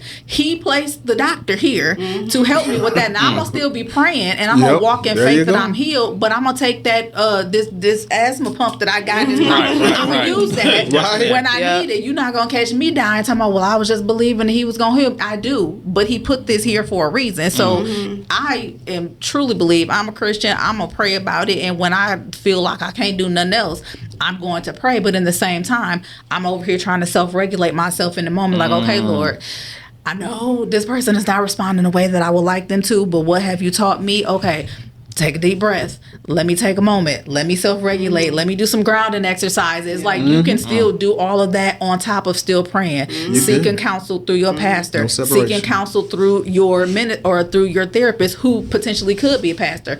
My therapist was a pastor also, and somebody said, why did you pick that person? And I said, because when me and my husband were having some issues in marriage and I was looking for a counselor, I found one that was a pastor also, and they said, oh, why you want them? I said, because I need somebody who is not necessarily just going to be like the world and jump into, y'all should get divorced. Y'all said this. I need somebody that understands the spiritual part of this and why I say I'm praying, or why I say I'm fasting, or why I'm waiting, and not just to jump into what the world said. I need somebody to understand that other side. I don't want you to sugarcoat it and just tell me stay with them because.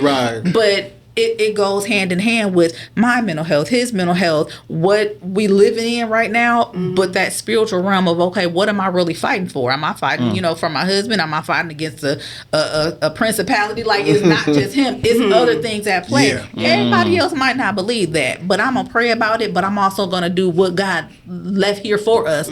Go to the doctor, go to your therapy, still do some other things, because he placed those things here too, along with that prayer. Yeah, I agree with the both of you. Two things I tell people all the time on this subject is, one, if God didn't know we was going to be crazy, he wouldn't have wrote "Don't worry." You know how many times he wrote "Don't worry" in the Bible?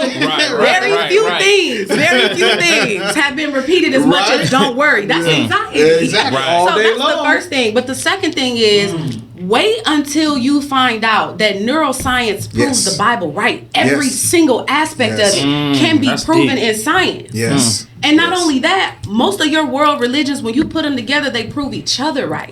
So none of it has to be, it has to go together. You can't separate it. You can't. It all goes together. So if you really want to heal, and then if prayer is your only coping skill, the issue is not that it's prayer, the issue is that you only got one coping skill. You need about 25. Living in this time, you need So to quote student minister, But you got a faith without works is dead. Faith without so works you is dead. can have the prayer, but if you just like, I'm just praying, well, what else are you doing? Right. Praying for a job. Well, did you put in an application? Did you check back with the people? Right. The Jobs prayer don't fall out the sky. alone, is not just gonna do it. You have to put that in action. Just praying and worrying. You know what? My toughest, and this is just me, my toughest clients are the ones that don't have a belief system. Yeah, there you go. That makes sense. There you go. If they don't have I don't care what you believe in, believe in something. Have a higher power. If you don't have anything to believe in, you failed before you got started. Because if you don't, your higher power, and then I feel the exact same way. And I never push people to find a higher power, but if they don't have one, I do point that out, and I always share with them, like,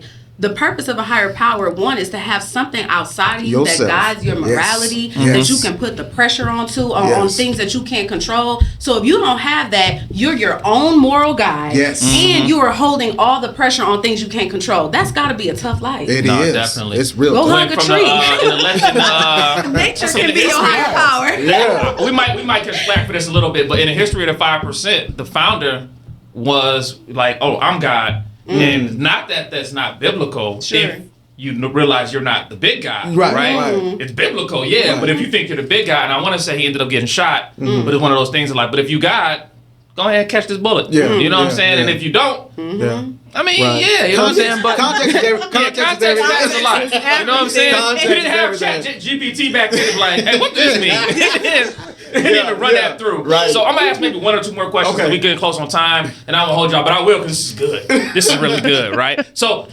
I heard a student minister say, pray like Minister Nuri Muhammad said, pray like everything depends on you, and then get up and work like pray like everything depends on God, then get up and work like everything depends on you. And I was like, that's something good. You know what I'm saying? I like that. That makes sense in that Makes context. real So all right, this is a very real, I ain't gonna say the person's name, but I have a parent who came to me, right? So we had a little boy in our school, some other little boy brought like a vape to school or something. He hit it and he was tweaking, right? So, and he didn't know that buried deep inside him, whatever was some dormant mental health issue that the drug set off. Because a lot of us don't know that. We have stuff that's dormant. The drug set it off and now it's present, right? And I was talking to the mother, and the mother was saying how, like, when she was pregnant with him, like, her and the daddy, like, the dad stabbed her one time while she was pregnant, and she had a shootout with the dad, and he's in jail, and the son never seen her. So after she telling me, like, this long, traumatic story, I was like, I'm gonna have to smoke when I get done listening to you, because this is crazy, right? It sounded like a TV show. And I'm like, so I said to her, I was like, hey, do you see a therapist? Or, like, are you getting anything for your mental health? And she's like, no, I'm cool. And in that moment, like, without going any further in the story, I'm cool is the wrong answer, right? 100%. But it's a common answer. And it's like dealing with children and dealing with families that we deal with in the school.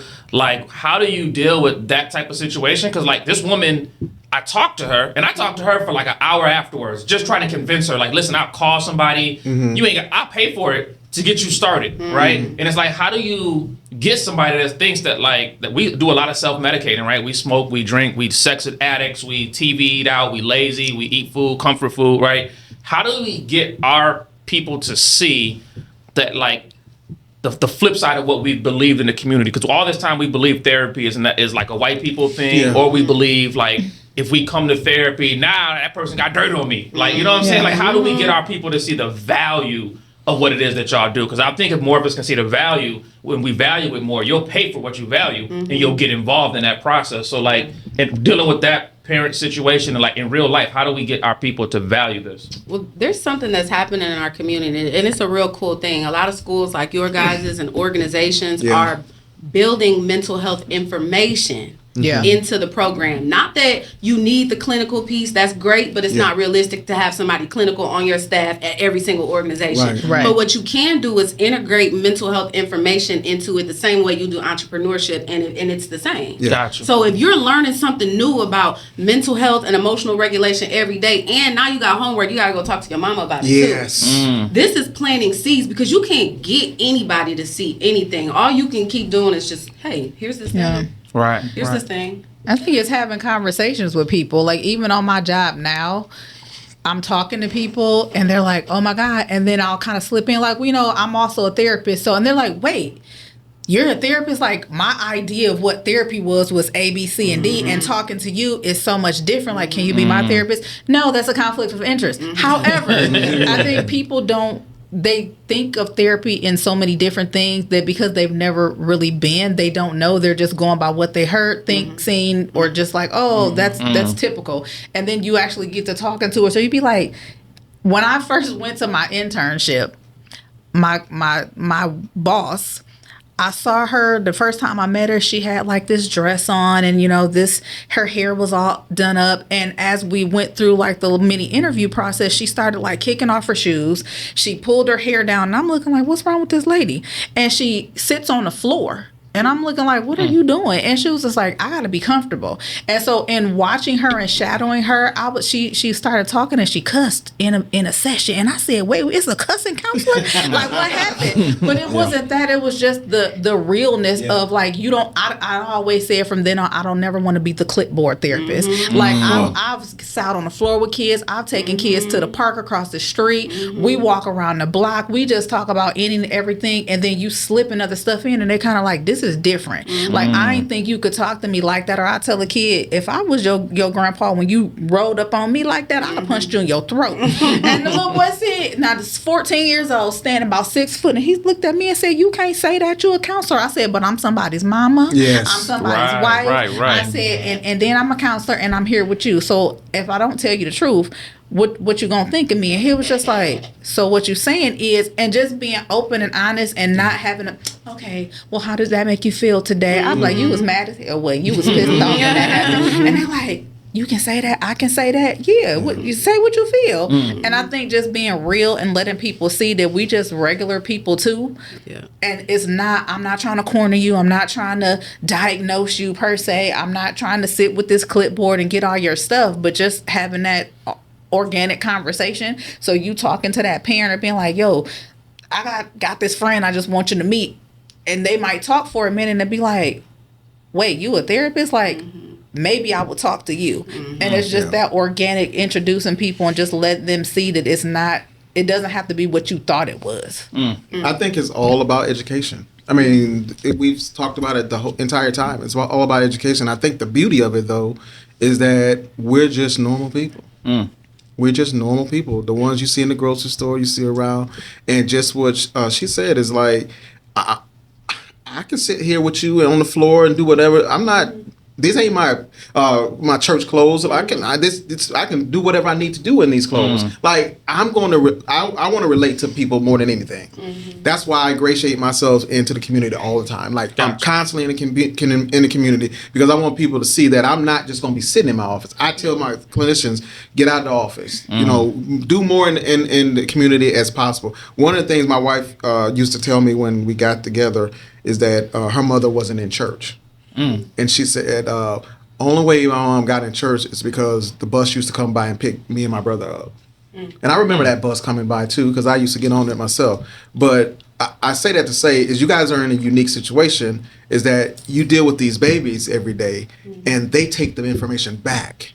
Right. And so if we can continue to infuse mental health, and even what Ashton's doing at the schools, like when you start to infuse mental health into things, kids, they don't hold things. They're very impressionable. If you get their attention and it's something that they like, they're going to tell everybody, including their parents. So if we as administrators and as teachers can continue to infuse mental health into the schools, I just think that we have to get to the point, though, that we use more grassroots companies, organizations, because what happens is if you're a commercialized organization, like one I won't name, and every time you turn around, you calling them to come in, and they can't tell you what a African American school look like. They can't tell you this and tell you that, but they won't call you. And it doesn't compute to me. It's because it's systemic, right? Right. It's a system thing. Like we have to understand that there are people, and it's not a bad thing that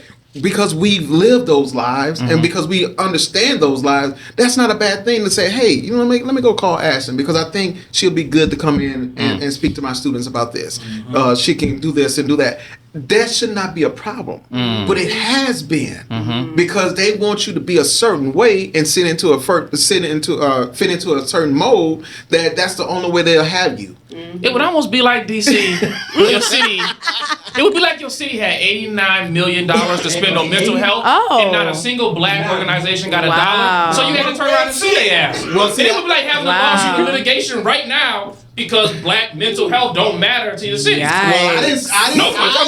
We got the lawsuit. We got the lawsuit. We was trending. This ain't no secret. This ain't no secret. You know what I'm saying? Hey, I'm getting fired every episode. I'm gonna dial back down to my Woodstock moment. But what else up, You know, but let me pop my shit right quick. You feel me? Like, hey, we ain't here to play games now. Before Henry took us to another level. No, but seriously though, that's the problem or the challenge that I see is that, you know, we're doing the work, man. Like we are out here doing the work and we're not in our offices. We're out here spending our time and our own dollars to bring information, education to our communities. And then they know we're here. Right. But they still be like, you know what? So what? Let them continue to do that, and then we'll go in, and then we'll steal their program, and then we'll create our own program and say, that's "Hey, a Rockford way." Hey, I'm just, and almost give it the same name. That's right. Rockford way.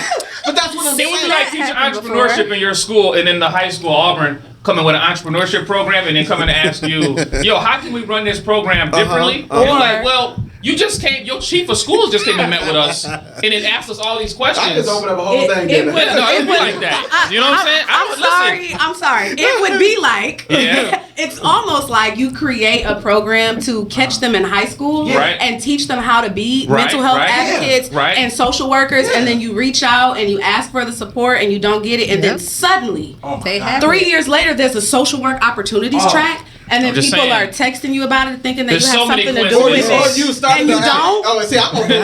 Oh, go ahead. There's so many coincidences. Go ahead, Dr. So many Thomas. coincidences. Is all I'm saying. I'm not gonna say nothing. But personally, I'm just saying these coincidences that happen. It's just Yeah. coincidental. Yeah. Coincidental.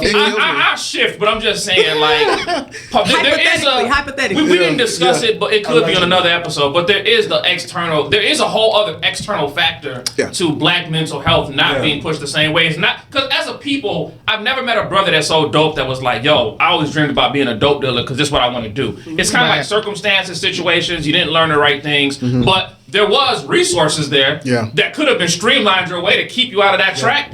But those resources somehow got divested someplace else that was more important, like growing trees. Oh, what did they tell us?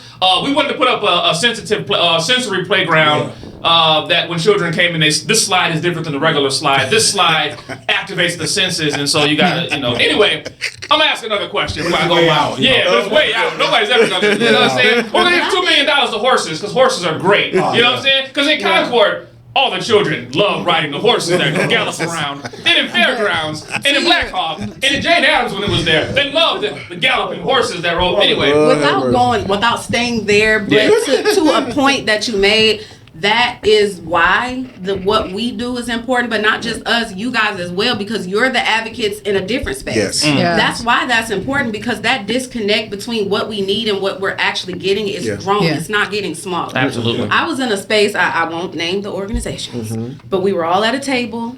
There's this organization who suddenly got to like make all the rules. Just all of a sudden, nobody knew where they came from and how they got this position. And they wanted to bring in etiquette classes. Was I at that table? No. Okay, This is recent. Okay. This is recent. Not Sherry, brother, not They Sherry. wanted to bring in etiquette classes to these I don't know how else to put it. I love these West Side trench babies who had so many horrible issues that we were facing every single week. They want to teach them etiquette. And they want to teach them etiquette after the police officer just came in and said, we're looking for money for a program so they'll stop robbing each other. So and you I said saying to myself, parentheses way over here, but they talking about subtraction. I said to myself, this would be my last meeting because we are not aligned. You're not trying to give them what they need. No. Absolutely. Or another table that we may have sat at the same time that would have, you would see like a couple of brown faces spotted throughout, but primarily they were not. And they were having these conversations about children who primarily were all black and brown children. And they're saying, we're going to allow money for, if we want to take the kids to get nails done, if we want to do this and they want to do that, get a haircut, blah, blah, blah. And then somebody made a comment and said, but obviously not like kids getting their hair braided because that's extra. And nobody said anything. And all of a sudden I'm like, okay, I cannot. What does that mean? They're like, what do you mean? I'm like, what is getting their hair braided mean is like extra? Oh, well, that would be extra. And I said, quote unquote, a white child getting their hair cut or whatever is normal, but a black child who that's a staple in a black household gets their hair braided is extra. Who makes up these rules, and where are the people advocating for all these black and brown children that we're serving? And said table has absolutely zero black therapists, aides, anything right now, and that is the whole community that they serve. And they're all like, do you know any that want to like work? And I'm sitting here just like, how? I just don't need, like it's a hot come on. I'm just like, you had some. I just What want to say happened? that cultural callousness is not cultural blindness. They're not equal. To be culturally callous is not the same as being culturally blind. No. And I'll leave that there, but they're not one and the same. But we get told every day, like, we just didn't know. We just didn't know. But I'm going to ask this last question. Yeah, because you don't. You took us there. Why you do that? Why you do that? I have a question that I want to ask. I want to take it back to spirituality just for half a second. How do you suggest we deal with, say, your relationship? How do you deal with the individual who may be weaponizing their spirituality Preach! to not hold themselves accountable during, discourse with their partner? If I'm hearing you correctly, I think it's a collaborative approach, and when I say collaborative, I think it's for the spiritual leader, the therapist, and that individual. I think there's a collaborative approach to help them understand healthy dialogue and healthy thought process, because I think they may be stuck in a place where they've grown up in some situations and that has dictated that behavior. So that's just my point of view. And the reason why I say that is because most, not all, but most people that have grown up in the church take that same perspective. You know, so yeah, That's deep. I was one of those, to be honest with you. Wow. Transparency. Yeah. Last question then, as y'all can see my childhood on the walls, right? So like, right, so deep into the childhood, right? So all right, last question, and this question kind of comes from like pop culture, but I hear people talking about it a lot, and it makes sense with the economy and everything. So like, Doechii has a song talking about her anxiety, and I hear a lot of people talking about it. Like, so what suggestions? Because we live in a, so I was told that anxiety basically is worrying about things you can't control, right? Like if you can't control it, but you're still worried about it, all worried about it is going to do is give you more anxiety. That's just going to make you anxious. So like, what would you say? How would you define that? And then what would you say for like, what would you suggest for people to do that suffer from anxiety, that suffer from just anxiety about everything? Like, I think the world has already did that for us. I think all the things that is going on is uncertain. And when things are uncertain, you tend to try to control it and make things happen. And then too, there's this thought that there won't be a future. There's no tomorrow, you know. And when you face the wonder what's going to happen tomorrow, you're already in a panic. Like I don't have control over what's about to happen. But I will say this too, and I don't know who Doechii is, and I'm really dating myself. I don't know who Doechii is. You know, listen. My son is a music agent. So I'm gonna tell y'all something. I probably don't know an artist from probably 2000 and. Don't do it. Look, I'm gonna even go back to 1990. Because I just don't listen to what I don't Said listen Rakim to. dropped and that was it for him. He said he closed the books. You know, and I will know I have listened to J. Cole, I listen to Kendrick Lamar, but I'm saying I don't know a lot of the newer ones. Right. But what I've noticed is that I do hear a lot of music and I hear a lot of celebrities talk about mental health, but they don't look to change. Yeah. It's just I just want to say that.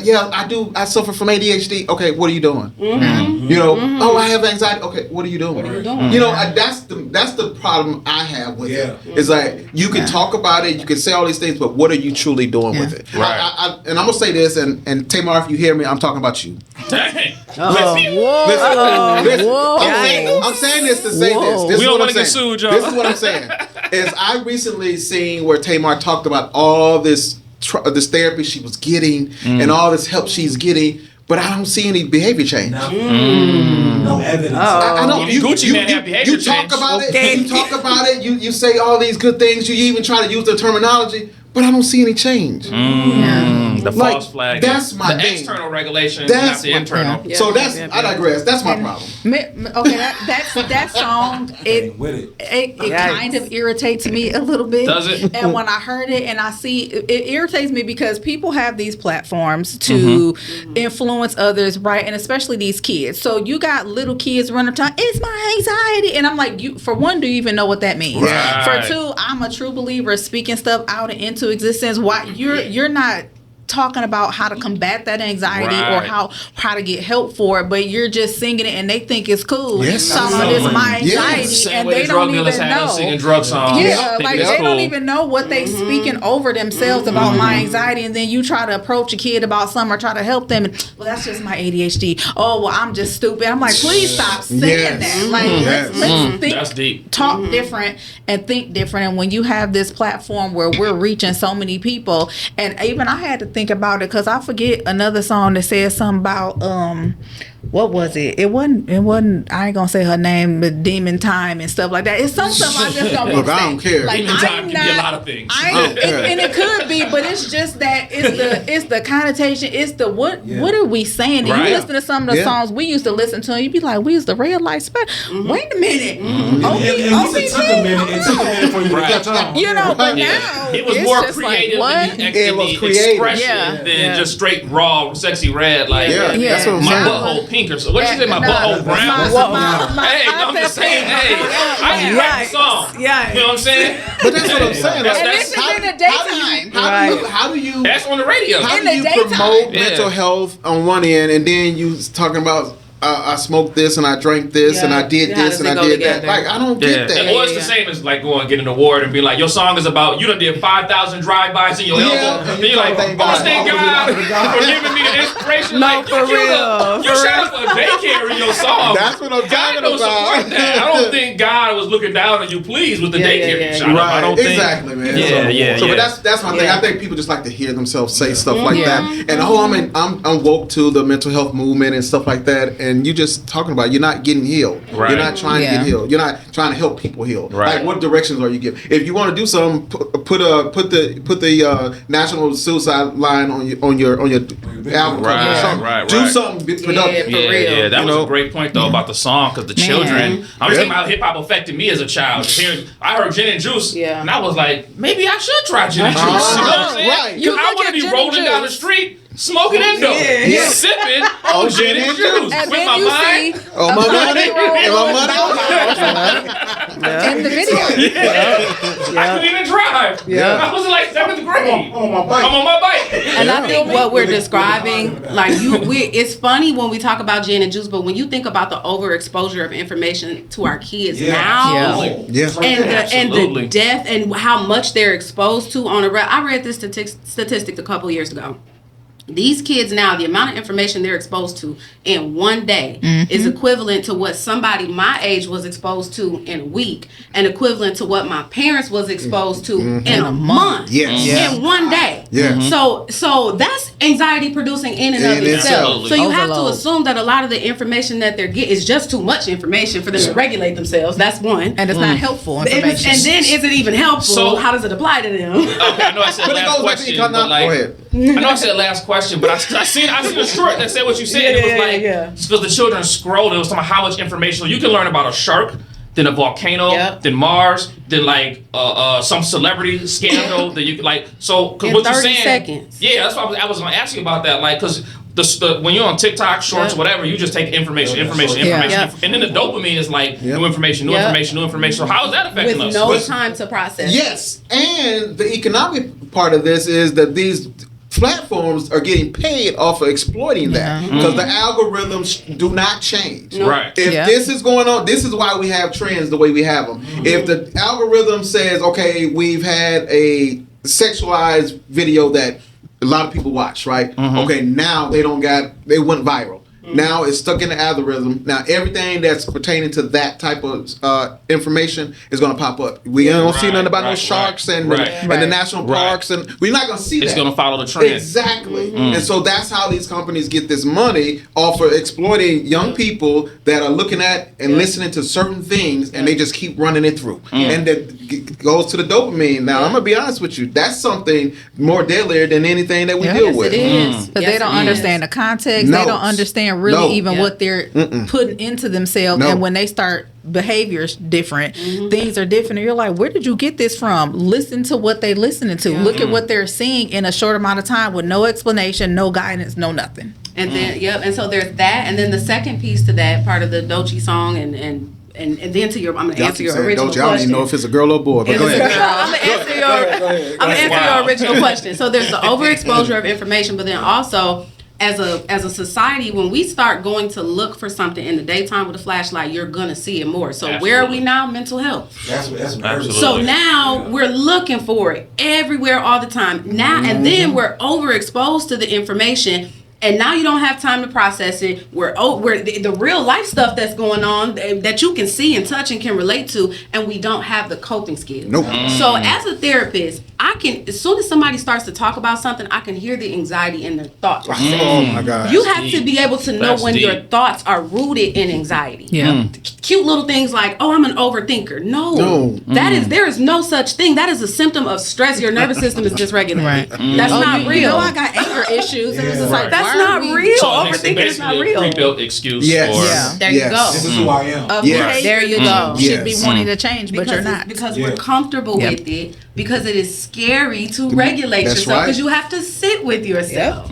Because that says, guess what? Now I recognize some things in me There we go. Right. that I'm and now I struggling have with. to be accountable. Now, that's the It's part. all of that. That's the part. I'm gonna say a personal thing. We all share something personal. I'm gonna say something personal. Did I share something? I'm just You checking. little something. You gave us a little something. Go ahead, I'm just checking. And just along the lines of anxiety and what we're talking about, one of the biggest things that I'm still working through, even as a therapist, even as an adult, as a wife with children, is how much fear has made decisions for me in my life. And fear and anxiety go hand in hand. Yes. Oh, you Yes. hitting on So something. we have to At be the honest end, though. about how deep anxiety goes. Do you just feel anxious or do you have anxiety? And then if you have, how long have you lived with it? Through my Right. therapy work, I found out I've been anxious since I was 4 years I old. know. Damn. I know. And a lot of us have. Yeah. So imagine how much work it takes to undo something like that. Don't nobody want to put in that kind of That's work. that. Okay, I know I said last thing. Hold on, but so look, this is good. We gonna end it. We ending it because DC telling me we running out. We already ran out of time, but Dang, just still. get good, just get okay, good. so all right. So I had this. Long story short, I'm not a good swimmer. Right, I'll drown. Me too. I can swim underwater. I can swim on top of water, but I can't float. So it's like I gotta get in and go. But then I get tired quick. So then it's like I'm gonna die anyway. So right. So my wife took me out one day. We were in the Caribbean Sea and we went like kayaking, right? So they took us to we took a yacht out to like the island, got to the island, like, oh, you go kayaking. And on that kayaking mission, I've never felt so close to death in my life because on that kayak, you know, it like rocks. Even when she got in, it rocks. Uh-huh. And like they had the little, I don't know what they're called, the things that float in the water. It's like, don't go past this point. They're The sharks, buoys. right? So in my mind, right, everything that could happen was happening at the same time. Like I'm pretty sure I lost 10 years of life. I could feel my heart beating through my chest, right? She was laughing the whole time. We almost crashed into a ship, and it's like we just was kind of like kayaking around the little island thing. But I could feel it in my body. Like in my body, I was like That tension. it was like, why do I have to prove myself at this moment, right? Because like, as a coach, I tell people all the time, like, hey, fear will stop you, da da da da. But now it's like, now you can prove fear this way. But out there, I didn't want to prove fear away. So anyway, long story short, my thing is that type of after I felt that type of anxiety, and now being in therapy, I've never felt anything like that, and that's kind of like a base mark. So is it healthy to have those type of experiences to kind of relate back on? Because compared to that, nothing else I've gone through has even come close to like that. Yeah. You know what I'm saying? So like, is that healthy or is that not healthy? I think the simplest way to put it is individualized. It may be healthy for you or it may not be healthy for you, but it may be healthy for me. You know what I mean? So it's just dependent on the person, I would say. Gotcha. Is that our experiences are different, but how you interact with those experiences, that determines how we deal with the pressures of them. I guess that's where it's at. That was such an articulate way to say what I was about to say. It was so good. I say it for the other part of our listeners. I'm just like, yeah, let me, because you know that's Put it down. Dr. Yeah, Thomas over there. I ain't got it like that. Okay, so but to your point, what those experiences can teach us, I don't know if I would call it healthy or unhealthy. But what they can teach us is we usually don't recognize if you have lived with anxiety all your life and you learn to disconnect from it, because you have to, if you're unaware of it, you have to be disconnected from how it feels in your body. You are desensitized to those symptoms and how they feel until you face a situation like that. Then you go back to your therapist, go, oh man, I felt this. And then you start putting stuff together and you're like, oh, I have had more than one experience like that. Right. That was from that experience. Now I know what anxiety feels like. Because that experience, I was like, oh, Because that was panic, anxiety. Never again in my life. I don't care what I got to prove. I done been with shootouts. We done got in fights. We done been in the streets, but none of that like matters that. No. compared to being in that kayak. And I didn't really see no real. It was some fish that went underneath us and stuff. Like you can see to the bottom because it's Caribbean Sea. But like that experience stuff for me. I was like, boy, if I could choke this woman, but we in this water, she can swim good and I can't. You but want me to be if stuck. if I was brave enough to put this kayak, I was just pushing the thing. Like I was side to side. Oh my gosh. Listen, I appreciated this. Y'all coming. We'll definitely have to do a part 2.